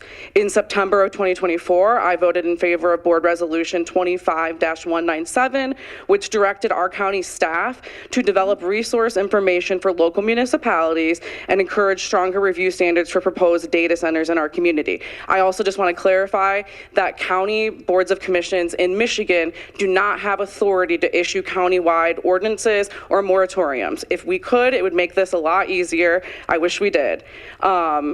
In March of 2026, I supported Resolution 26-055, which supported Jimmy Wilson's bill, our state representative, House Bill 5362, which would claw back the money that the state of Michigan granted, which was a $100 million grant for this specific project. In 2026, I also supported Resolution 26-054, which formally endorsed local municipal moratoriums on data center development and recognized the importance of taking time necessary to review these issues. I also want to say that I support and did support the moratorium that both the city of Ypsilanti and the township and Yucca imposed for 1 year for review. And I want to apologize in advance. I have to leave at 8 o'clock because I have somewhere else to be, but anybody's welcome to reach out to me by phone or email. I've always been open and available to the township board. Anytime they call, anytime you call, happy to meet for coffee or talk on the phone. Happy to answer emails. Thank you. That's it. Thank you. Next.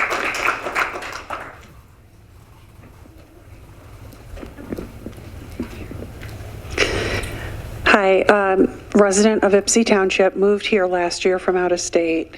Was working with real estate agents, mostly focused on the property and the house. So when I got here, it was like, surprise, this is an issue you're going to deal with. So I was disappointed, obviously. I am concerned about property values. I know that conversation came up earlier. So Attorney Winters, you talked about once this is established in Ypsilanti Township, it could, these are my words, it's kind of like a runaway train, right? Where's it going to go? Additional facilities? Are they going to choose the brownfield site at ACM and have that, functioning for 2 years, and then, oh gee, we've got this other land by Bridge and Textile, we're going to put something there too. There's so many unknowns, and so property values, not just next to these data centers, but who in their right mind would purchase a property near or next to a data center thinking that that was a good investment? It's not, and it proliferates outward. And my question is, knowing that we're going to seemingly lose property values, how far does that go? Does it go out 1 mile? Does it go out 500 feet? Nobody knows. Because we're different than Saline, and that's a corporate data center, and this is a government educational facility data center, I don't know what our options are for potential reimbursement for property value degradation. I haven't heard that talked about, but doesn't that seem like legally something that should be talked about? So the runaway train, that is, I want to use that term because I feel like if this is going to go in, where else is it going to go? We need to have the whole story up front. Okay, next would be, I just want to mention this really quickly. I've heard people use this term closed loop cooling systems. Yeah. Closed loop systems, any engineers here? Need to be flushed. Closed loop systems contain toxic anti-corrosives. Okay, so don't let these people use big words to scare you. They're not big words. It's not closed. It's temporarily closed. Where does that water go? And for the gentleman who shared his personal story about the chemical exposure, yeah, I mean, that's all of us, right? Next would be, Supervisor Stumbo, you said that the MEDC wanted to know how we feel. Michigan Economic Development, what does the C stand for? Corporation? Don't you think if there's an investment of $100 million, that the expectation should be a return in investment of over $100 million? But maybe, as Ms. Leah pointed out, if it's over 30% of that money is actually debt payback, I don't know, it just seems like maybe there should have been some stipulation before the money was approved. So was the money approved for economic development when proper studies weren't established about what the return on investment or return on spending would be? So that's really important to me. I don't know that the grant of 100 million or how that went through has any economic development for our area. I'm really unclear on that. And finally, I'd like to say, if University of Michigan would like this center, they do have the New Mexico option, it sounds like, right?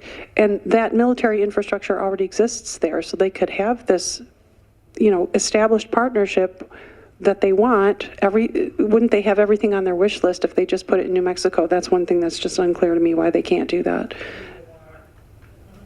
That's all I have. Thank you.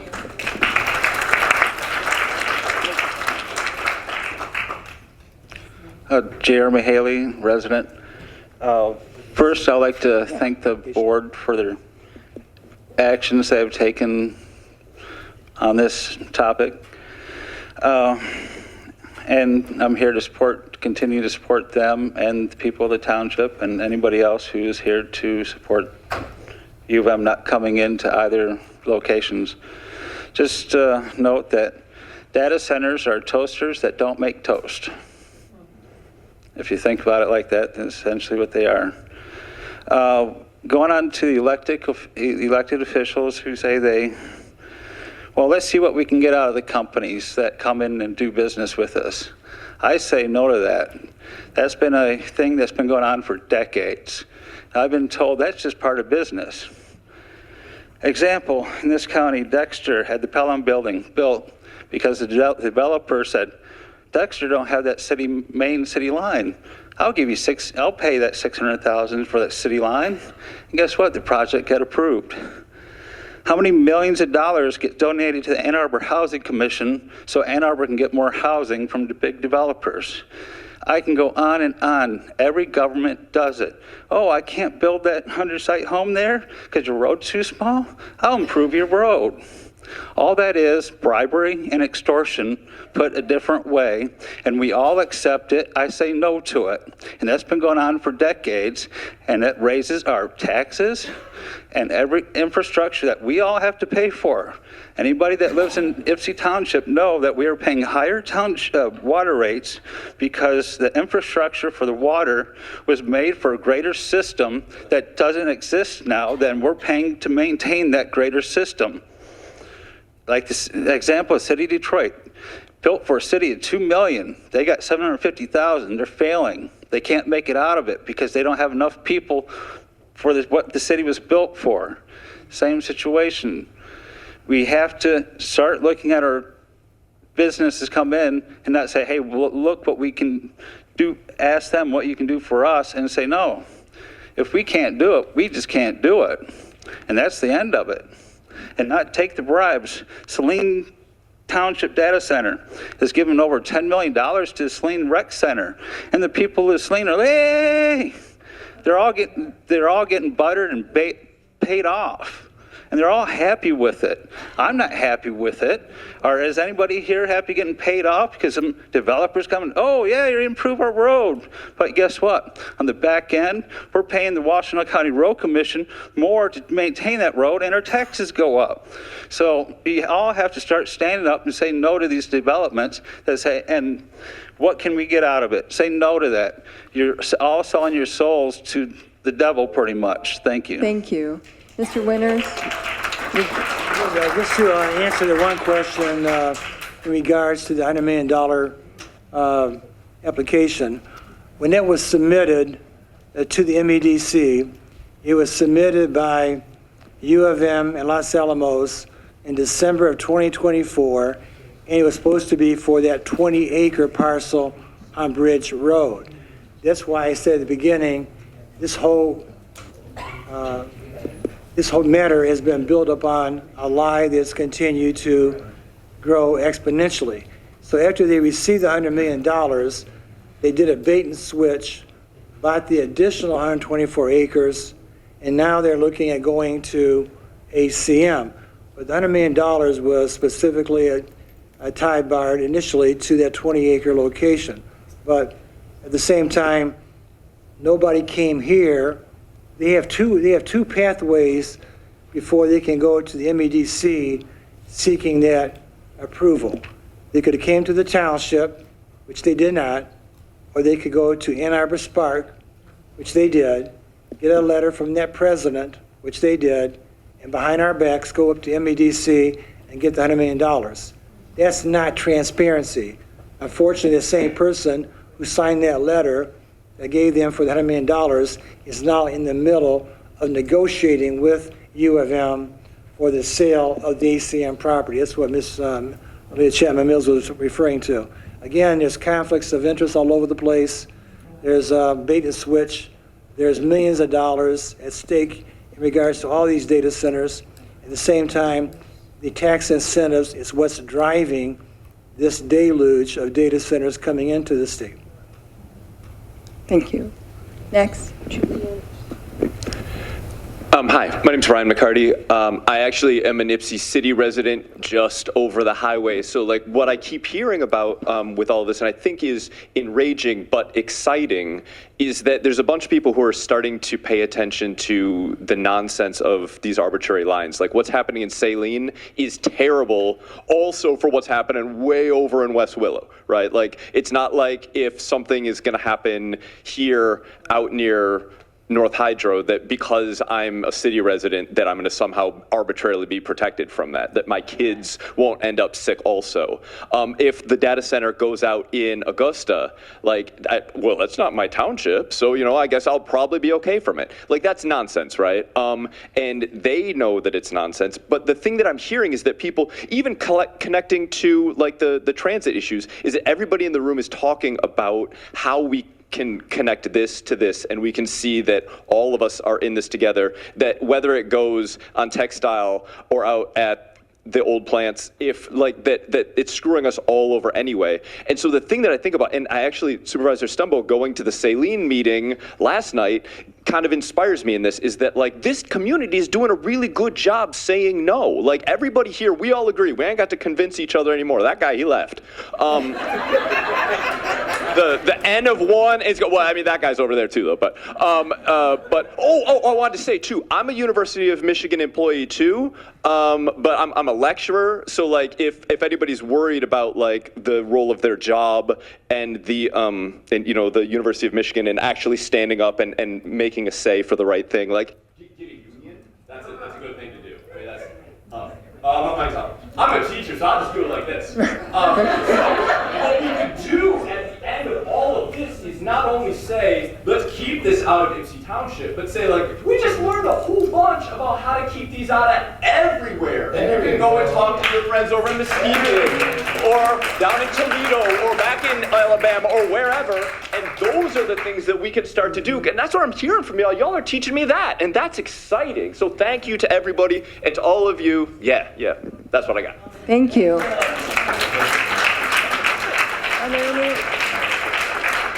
Hello.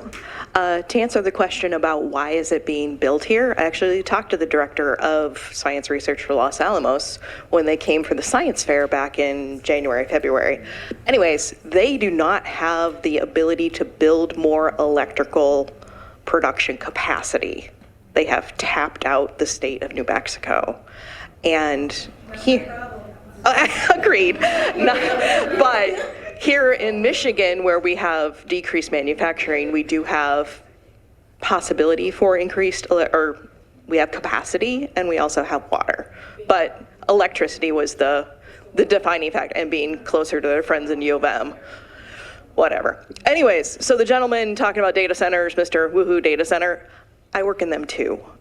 All corporations in America have a data center. Usually they're used for file storage. They're pretty slow-moving computers. In the cases of high-capacity computing centers, or as we're just calling them, big old data centers, these are much different beasts. They're taking in a lot more power, and as a nerd, high-capacity computing is cool, but this is being used for surveillance. And I don't know about you, but we live in a nation where we have fewer rights today than we did 10 years ago. 10 minutes ago.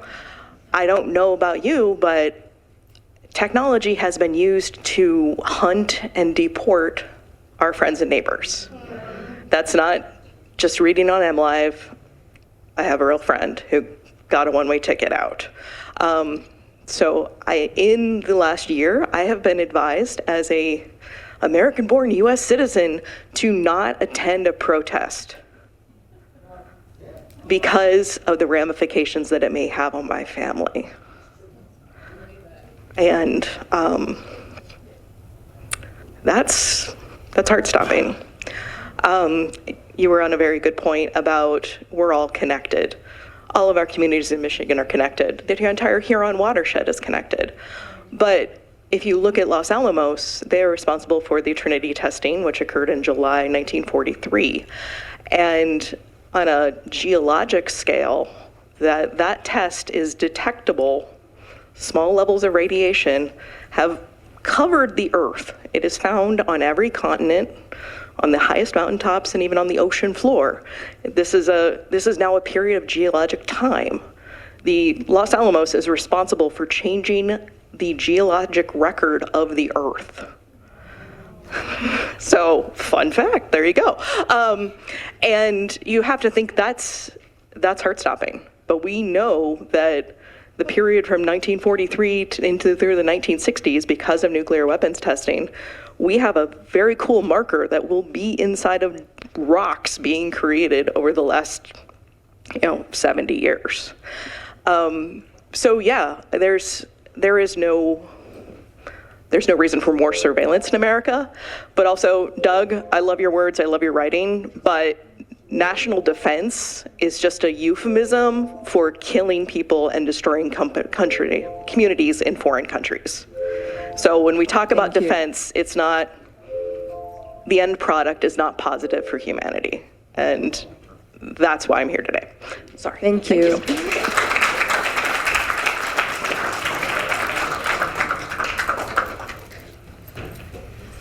Evening. My name's Ed Warsnick. Our family's working on the 6th generation of Ypsilanti Township residents at present. I lived here my entirety of my life and enjoy this community very much. I do not have much use for the University of Michigan. However, if we take a look at the assets of the University of Michigan and the assets of the township, I mean, we're looking at fighting a behemoth. And I think we need a reality check, folks. This is coming.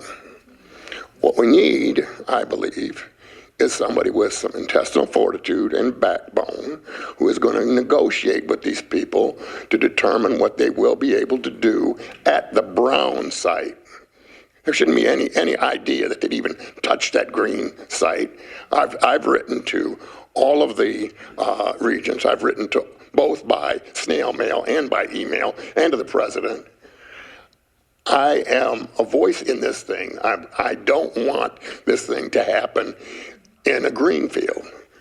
We've got a brown field that's going to sit vacant. It's sitting there vacant now. Make it productive. Will we get any taxes from it? No. But once there's something going on there, maybe some tax-paying companies will come in and want to be alongside that. It's right next to the township water processing plant.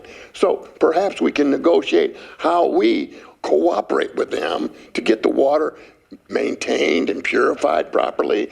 Yeah, it's going to be a closed loop, you're right, so it'll have to be cleaned up. This happens all over in all kinds. I mean, we can just say we're not going to do any of these things anymore. So what are we going to do? Bang rocks together? That isn't going to happen. This is going to move forward, and we can either take control and say, no, you're not going to do it your way, you're going to do it our way.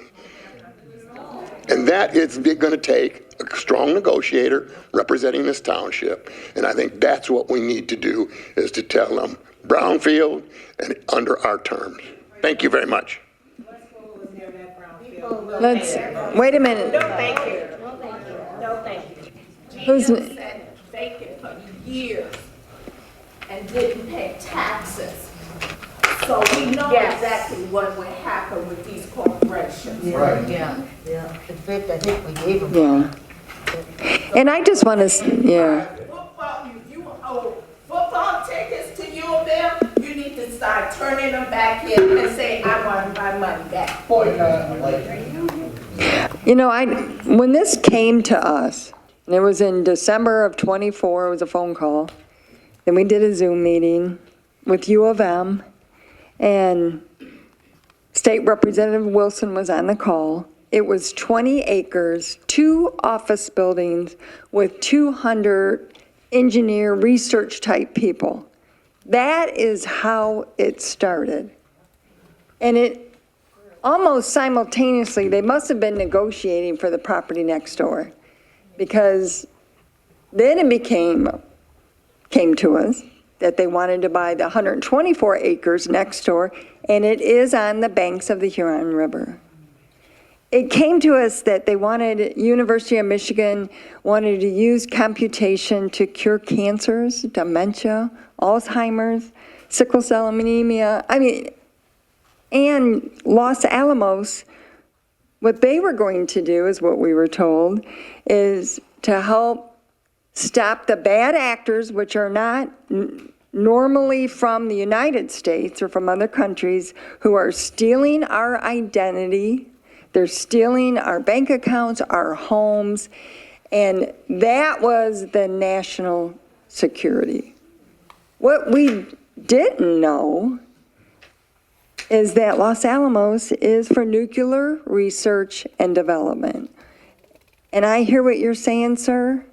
Put it in the brownfield site. We don't want that here, because what we think,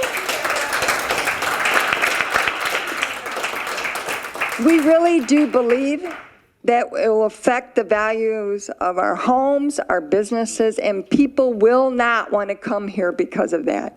It is a brand. Los Alamos is a brand. We've had Ford Motor Company, we've had General Motors brands here in the past. We've had the bomb. The bomber plant was here and was converted into General Motors. Even the bomber plant was thousands of jobs. This war that we're in now, we have no idea when it's going to end. This is the brains of the organization for the Department of War. No one should want, or they should be in a place where it can be protected by the federal government. Maybe, in Selfridge or another base, so that if there is an attack, we're not, our community's not the victims of that attack, or they can respond to that attack. We have learned so much. No one even knew what a data center was when this started. We had to go see it, Trustee Thornton and I, because University of Michigan didn't offer to tell us. Ann Arbor Spark, went after we went to this place in Ohio to see what is a data center.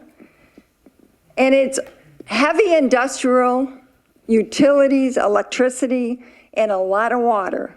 There was 21 of them in this one designated location. Clearly, heavy industrial use. It's clear. Then we learned, because you have to find out on your own because people are not telling people. When they come in Saline, they did not cheer in Saline. I attended the meetings. They don't want it. They felt like they had to do it. We're taking the position, we don't want it. Our people don't want it. And we listened to everyone that came to our meetings and was talking about data centers. And that's what caused us to dig deeper, to go visit sites, to learn how it can heat up the earth from 2 to 15 degrees. How is that going to affect the infrastructure, the water, the wildlife, the people, the noise? We learned at the West Willow meeting.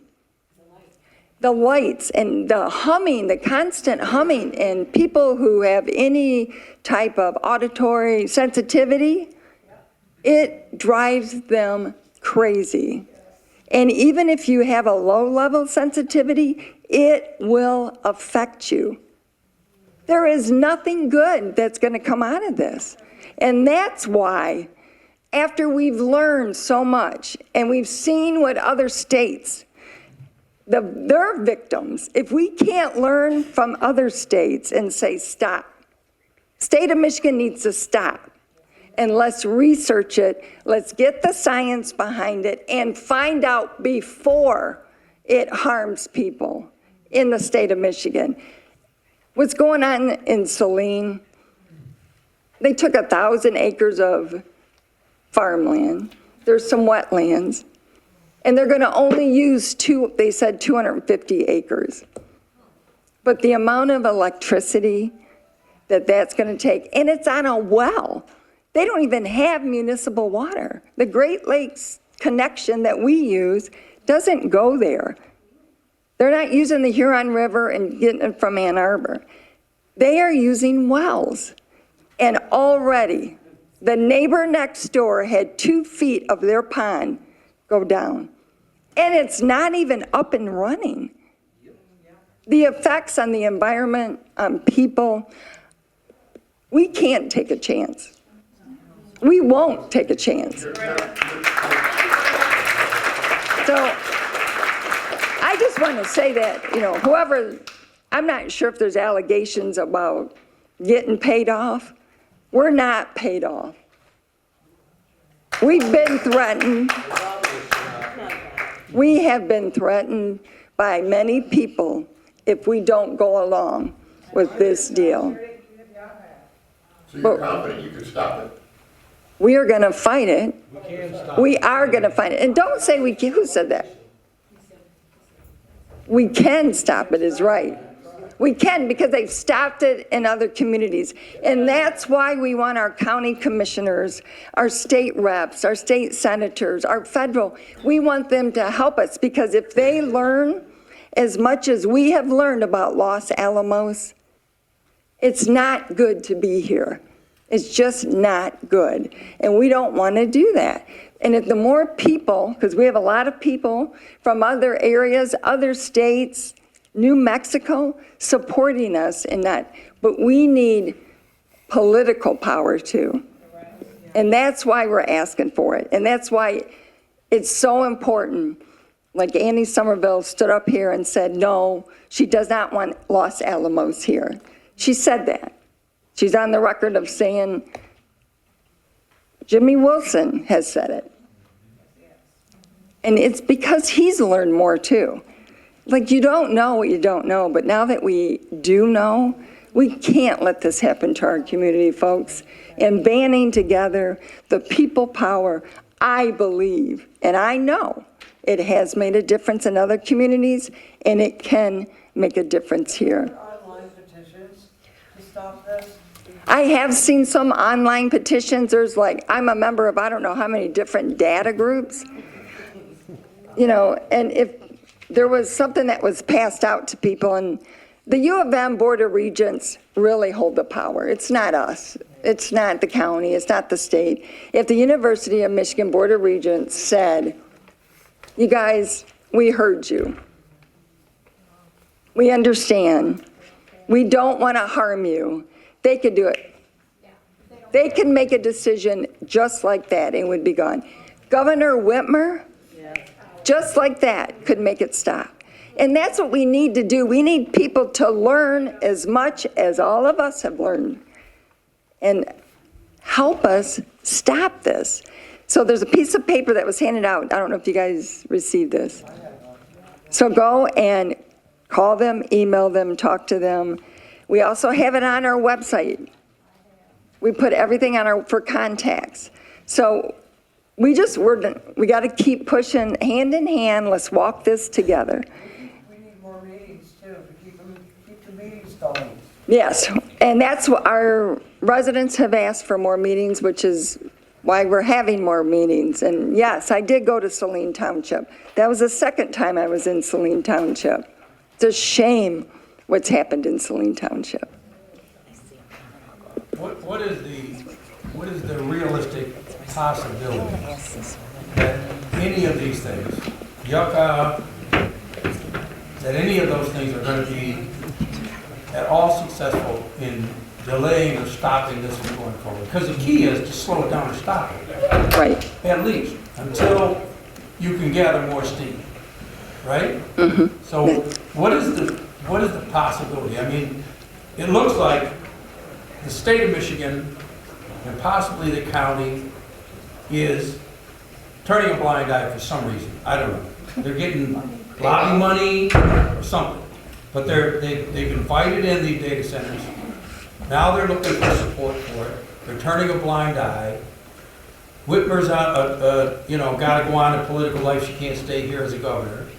So what is it that they're doing or not doing, and why is this being inflicted on us? That's our question. Follow the money. That is our question. Why is it being inflicted upon this community, on our people? That is exactly what we asked MEDC. That's exactly what we asked University of Michigan.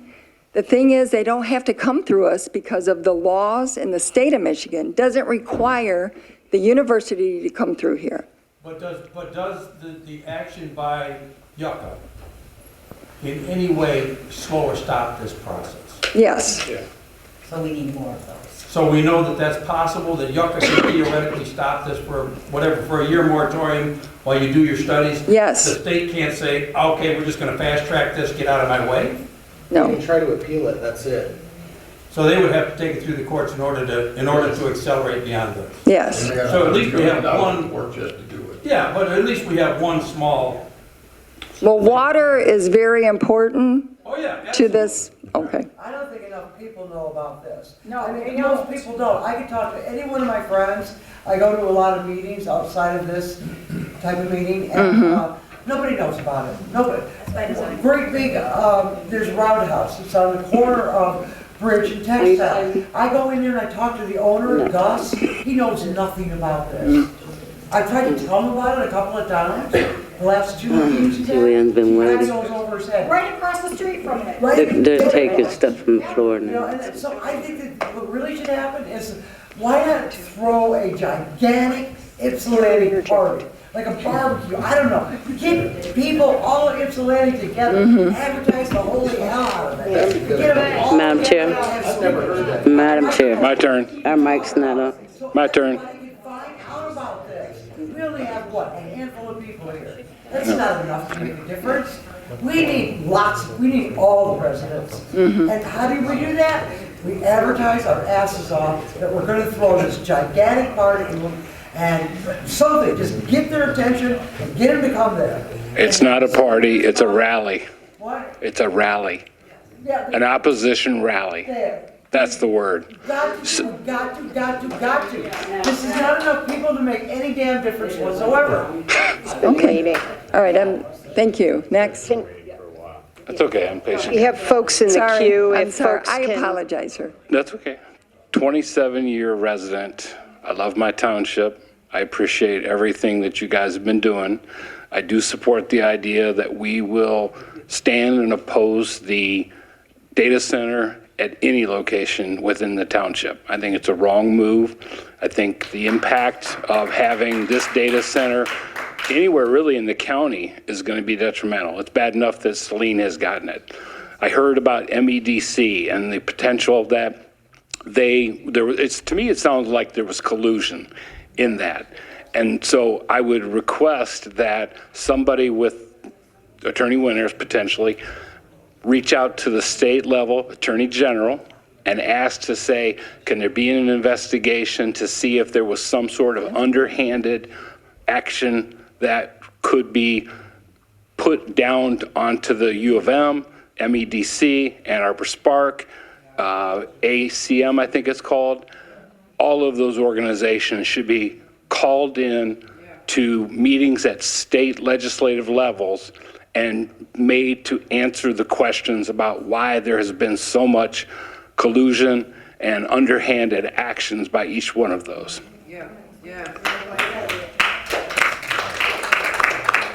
And I said it earlier, follow the money, and usually that is where you will find the corruption, you will find the dealings that give benefits to the businesses that will end up being able to take advantage of us as residents. I like the idea of all of us being here to act as one voice and try to stand up to the giant. I do agree with you about U of M being so large. Will we beat them? Potentially. But lastly, one of the things I want to say is one of the most important things we as every resident and every member of this state and the United States nation is that we should be relying on the power of our vote. I don't think enough people vote, and I think we should be looking at the idea of recall for those individuals that have been supportive of these types of actions. We are getting thrown under the bus regularly. Thank you all. Thank you. Good evening. I have a question. What's taking place on that site right now? I know they have construction right there at the corner of Textile and Bridge Road.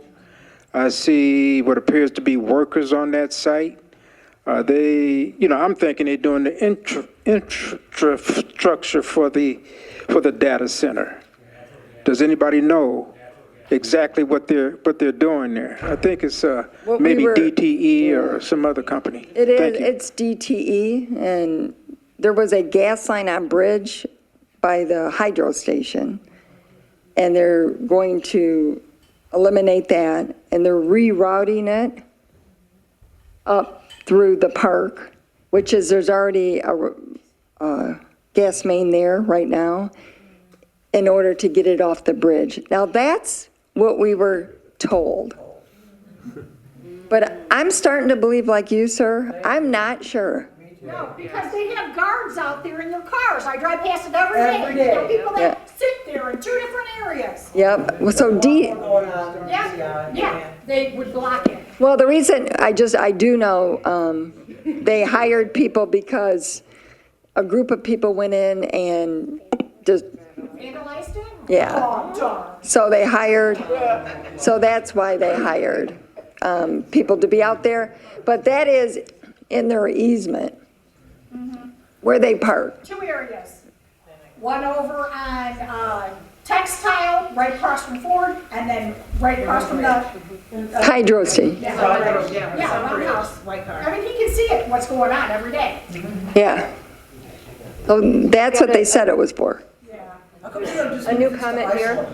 Plenty of water there. We have, go ahead. Hi, my name is Shanae Swaby, and apologies, I'm not good at public speaking, so I wrote some notes. I'm a new resident to Ypsi Township. I've lived here for over a year now, and I actually do promote a business, rentpinkcars.com, if anyone wants a pink car to rent. I moved here for my daughter, actually. I really wanted her to be in a Spanish immersion program. And Lincoln Consolidated Schools offers one of very few programs in this state. So my daughter and I actually originally lived in Ann Arbor, and I used to commute her here every day. We finally moved into the area.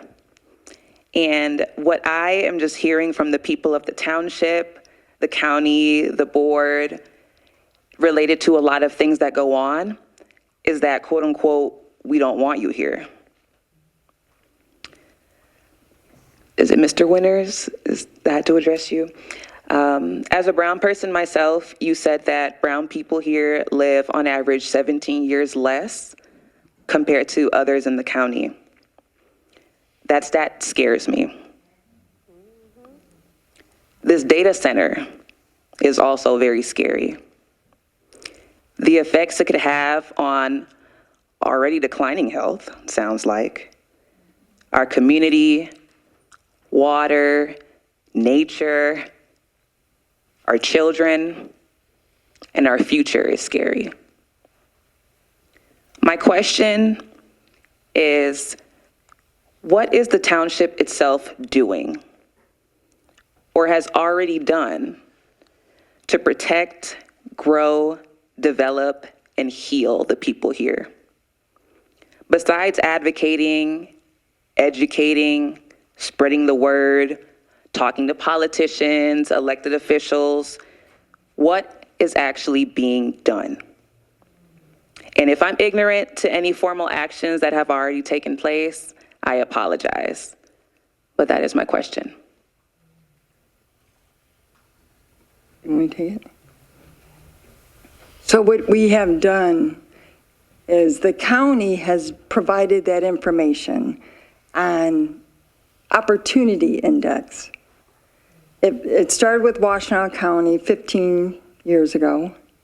They have a map, and the map shows the entire county, and it made specific recommendations in Ypsilanti Townships, 48197, 48198, and for Ann Arbor, Saline, and Pittsfield, on what they need to do and what the township and the city need to do. We need to create jobs. We need to have more healthier activities and our residents want it too. Walking trails.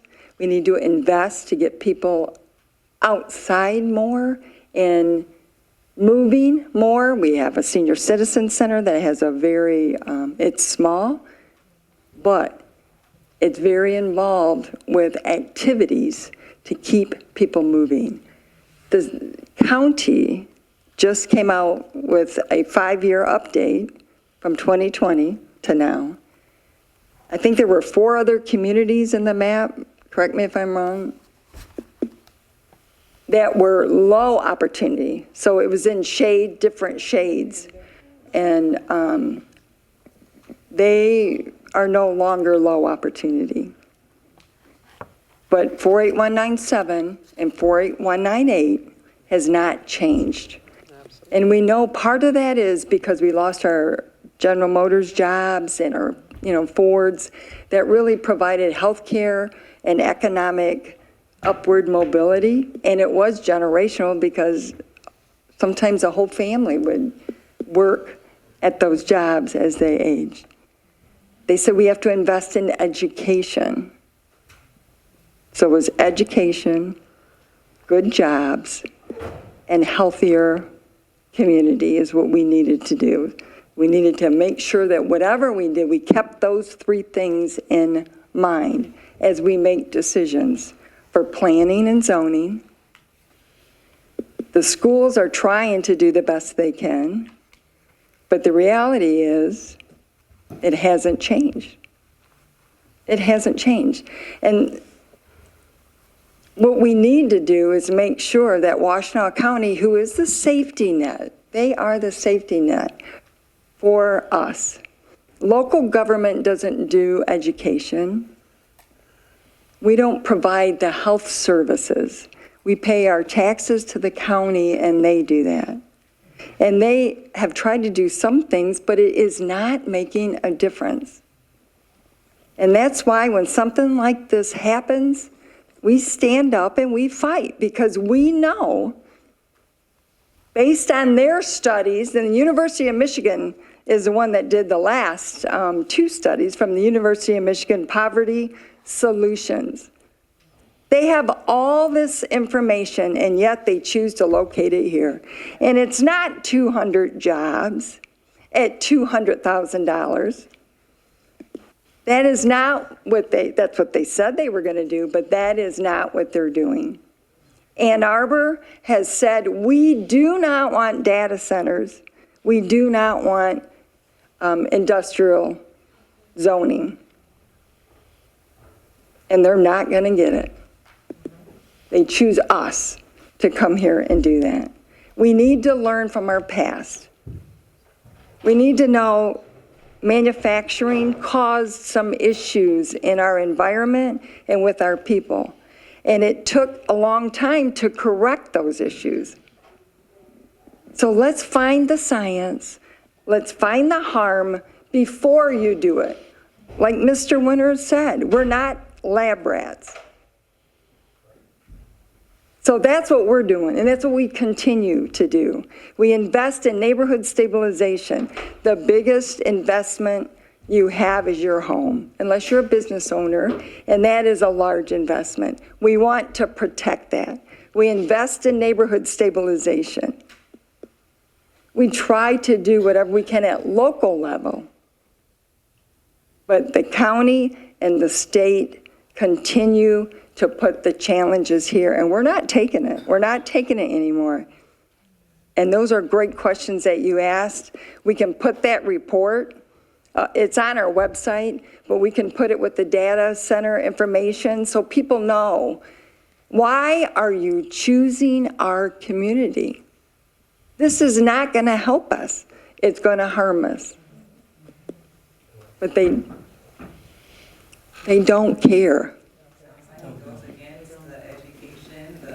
People moving, everything the township is supposed to be doing. We have So- someone else in the queue. Is there anyone else? I'm sorry. Is there anyone, before Leah speaks again, is there someone else? Thank you for that question.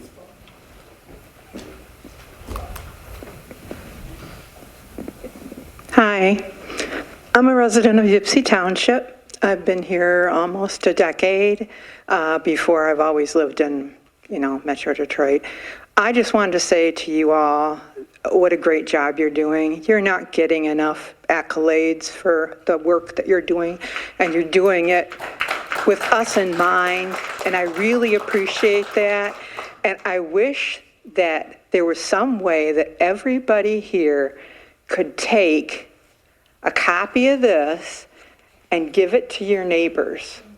Give it to your neighbors that don't go out. Give it to your neighbors that are the hermits of the neighborhood or whatever. I particularly live in a senior complex, so in that respect, I'm going to distribute this. I've been distributing it all over the web.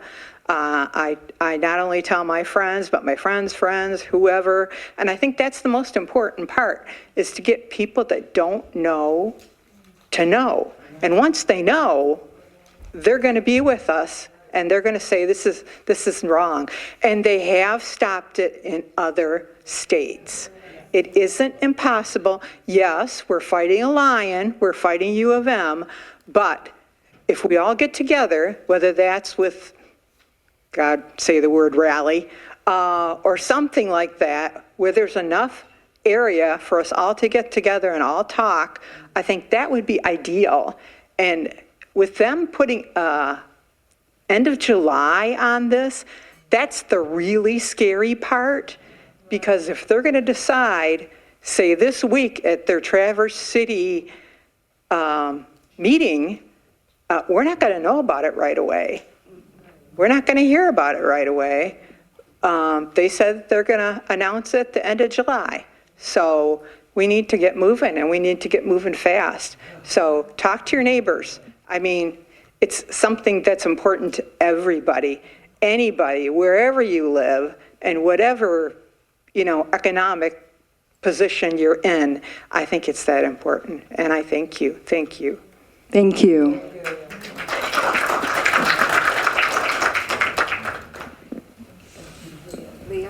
Leah. I think we're going to do Leah first. So I wanted to say emphatically to the individual that stated, choose the brownfield. No.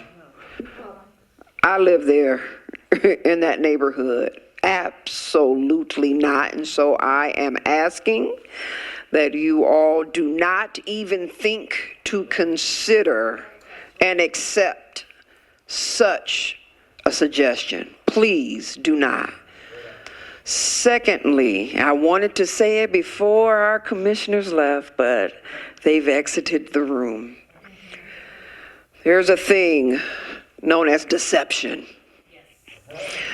There's also a thing known as performative politics. And what we saw just now was a performative political posturing. If I sit next to someone that is my colleague and one person stands because one votes a particular way, then the possible presentation is that we are aligned. I want you all to go to YouTube this evening and go to March 18th, 2026. And I want you to go to the timestamp of 3 hours and 18 minutes and watch. And I want you to see what you find out. So I don't want for us to get caught up in, a performance of, yes, I care. Granted, Annie did vote that way. And they brought it, and Annie agreed. But there was also a conversation that was held with our county attorney that was present and asked whether or not they should go against U of M. And Michelle Billard said, I would caution you not to. So our representative for Ypsi Township that covers majority of Ypsi Township, Justin Hodge, said, I am going to recuse myself then. So not only did he then looked and reared back and chuckled, ha ha ha, I am on point tonight. As if this is a laughing matter. It's not a laughing matter at all when it comes down to our lives. There is nothing funny about this. And not only did he recuse himself, but the chair, who also followed up in a letter, still saying and holding strong that she was going to recuse herself. Then she stopped and said, oh, we can't do that at the commissioner level. She said we would have to, no, not recuse, excuse me, we couldn't abstain from the vote. We can recuse ourselves. So she said, I will be doing that. She then looked over and she looked at Shannon Beeman and said, what will you be doing? She said, I too will be recusing myself. All because they are employed by the U of M. So I appreciated the gentleman over there that said, I too work for U of M. And you got to have some guts, right, and some chutzpah to get up here and to do the right thing no matter what. That's what we deserve from our elected officials at the commissioner level. So when we hear from our supervisor, Stumbo, that is asking for our elected officials at varying levels from the commissioner level to the state level, everyone needs to be held accountable, and we should not get caught up in the illusion of what was being done just then, because we see he didn't stand. He didn't say anything. And so the reality is he needs to be held accountable and brought to bear. So thank you.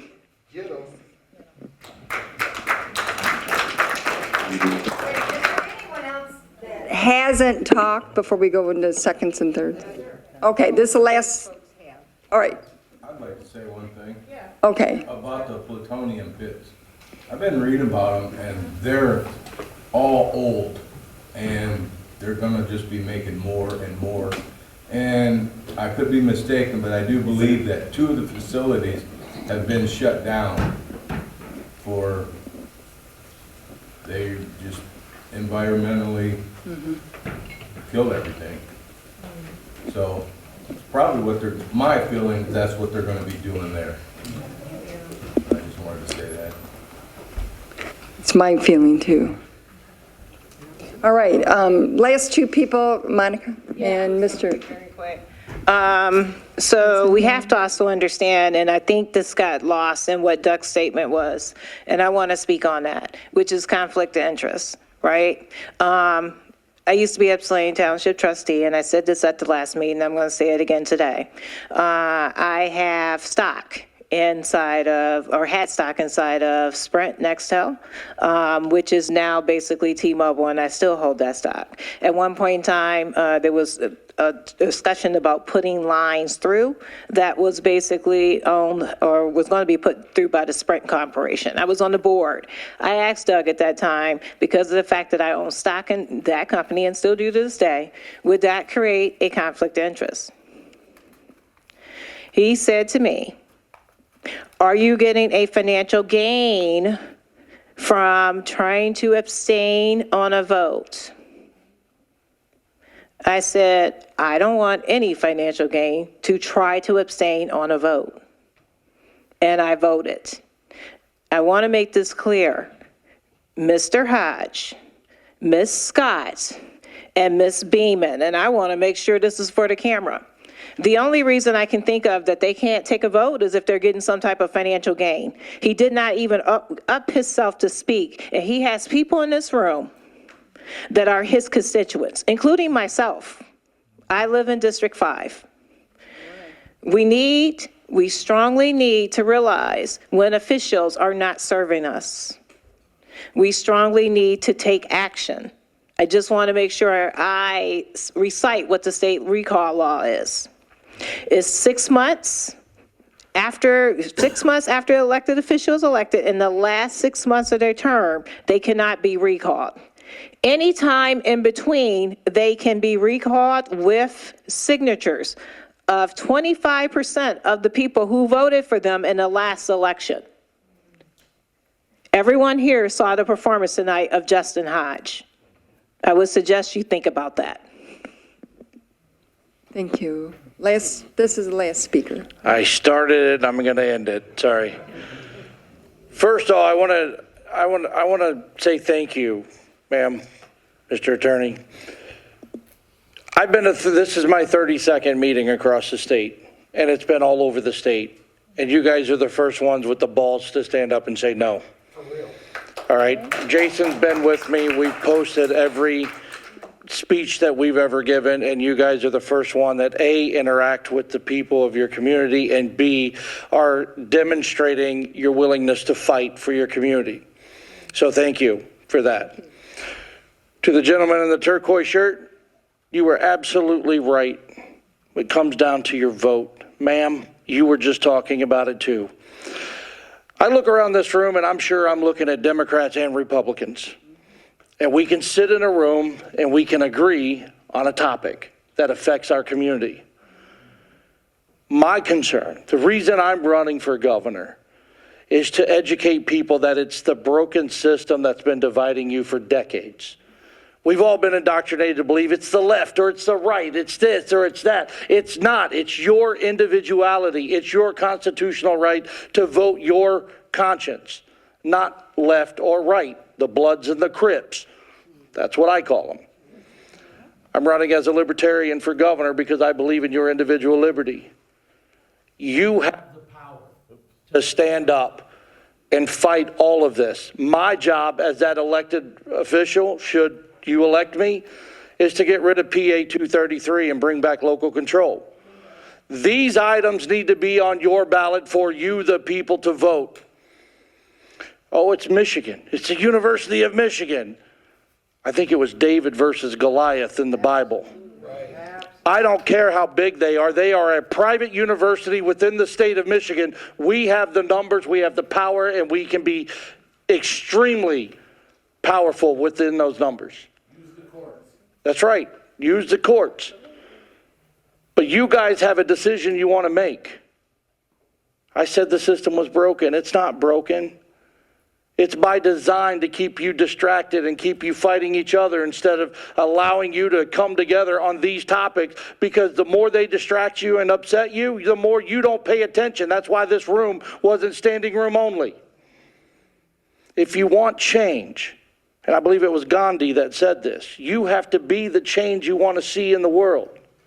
It starts with you. It starts with your voice. It starts with your vote. I don't care if you vote for me or not. I'm not one to run on feelings and emotions. I believe neither belong in politics. I believe the government is by, for, and from the people. Therefore, the power is yours. You tell them what you want to do with it. Bringing back local control is the ingredients to having that success in your township. Right. So if you have questions, I'm going to be around here for a little while. I'll talk to each and every one of you. Thank you, board, for what you're doing, and I'd like to shake your hands before I leave tonight. Thank you. Thank you.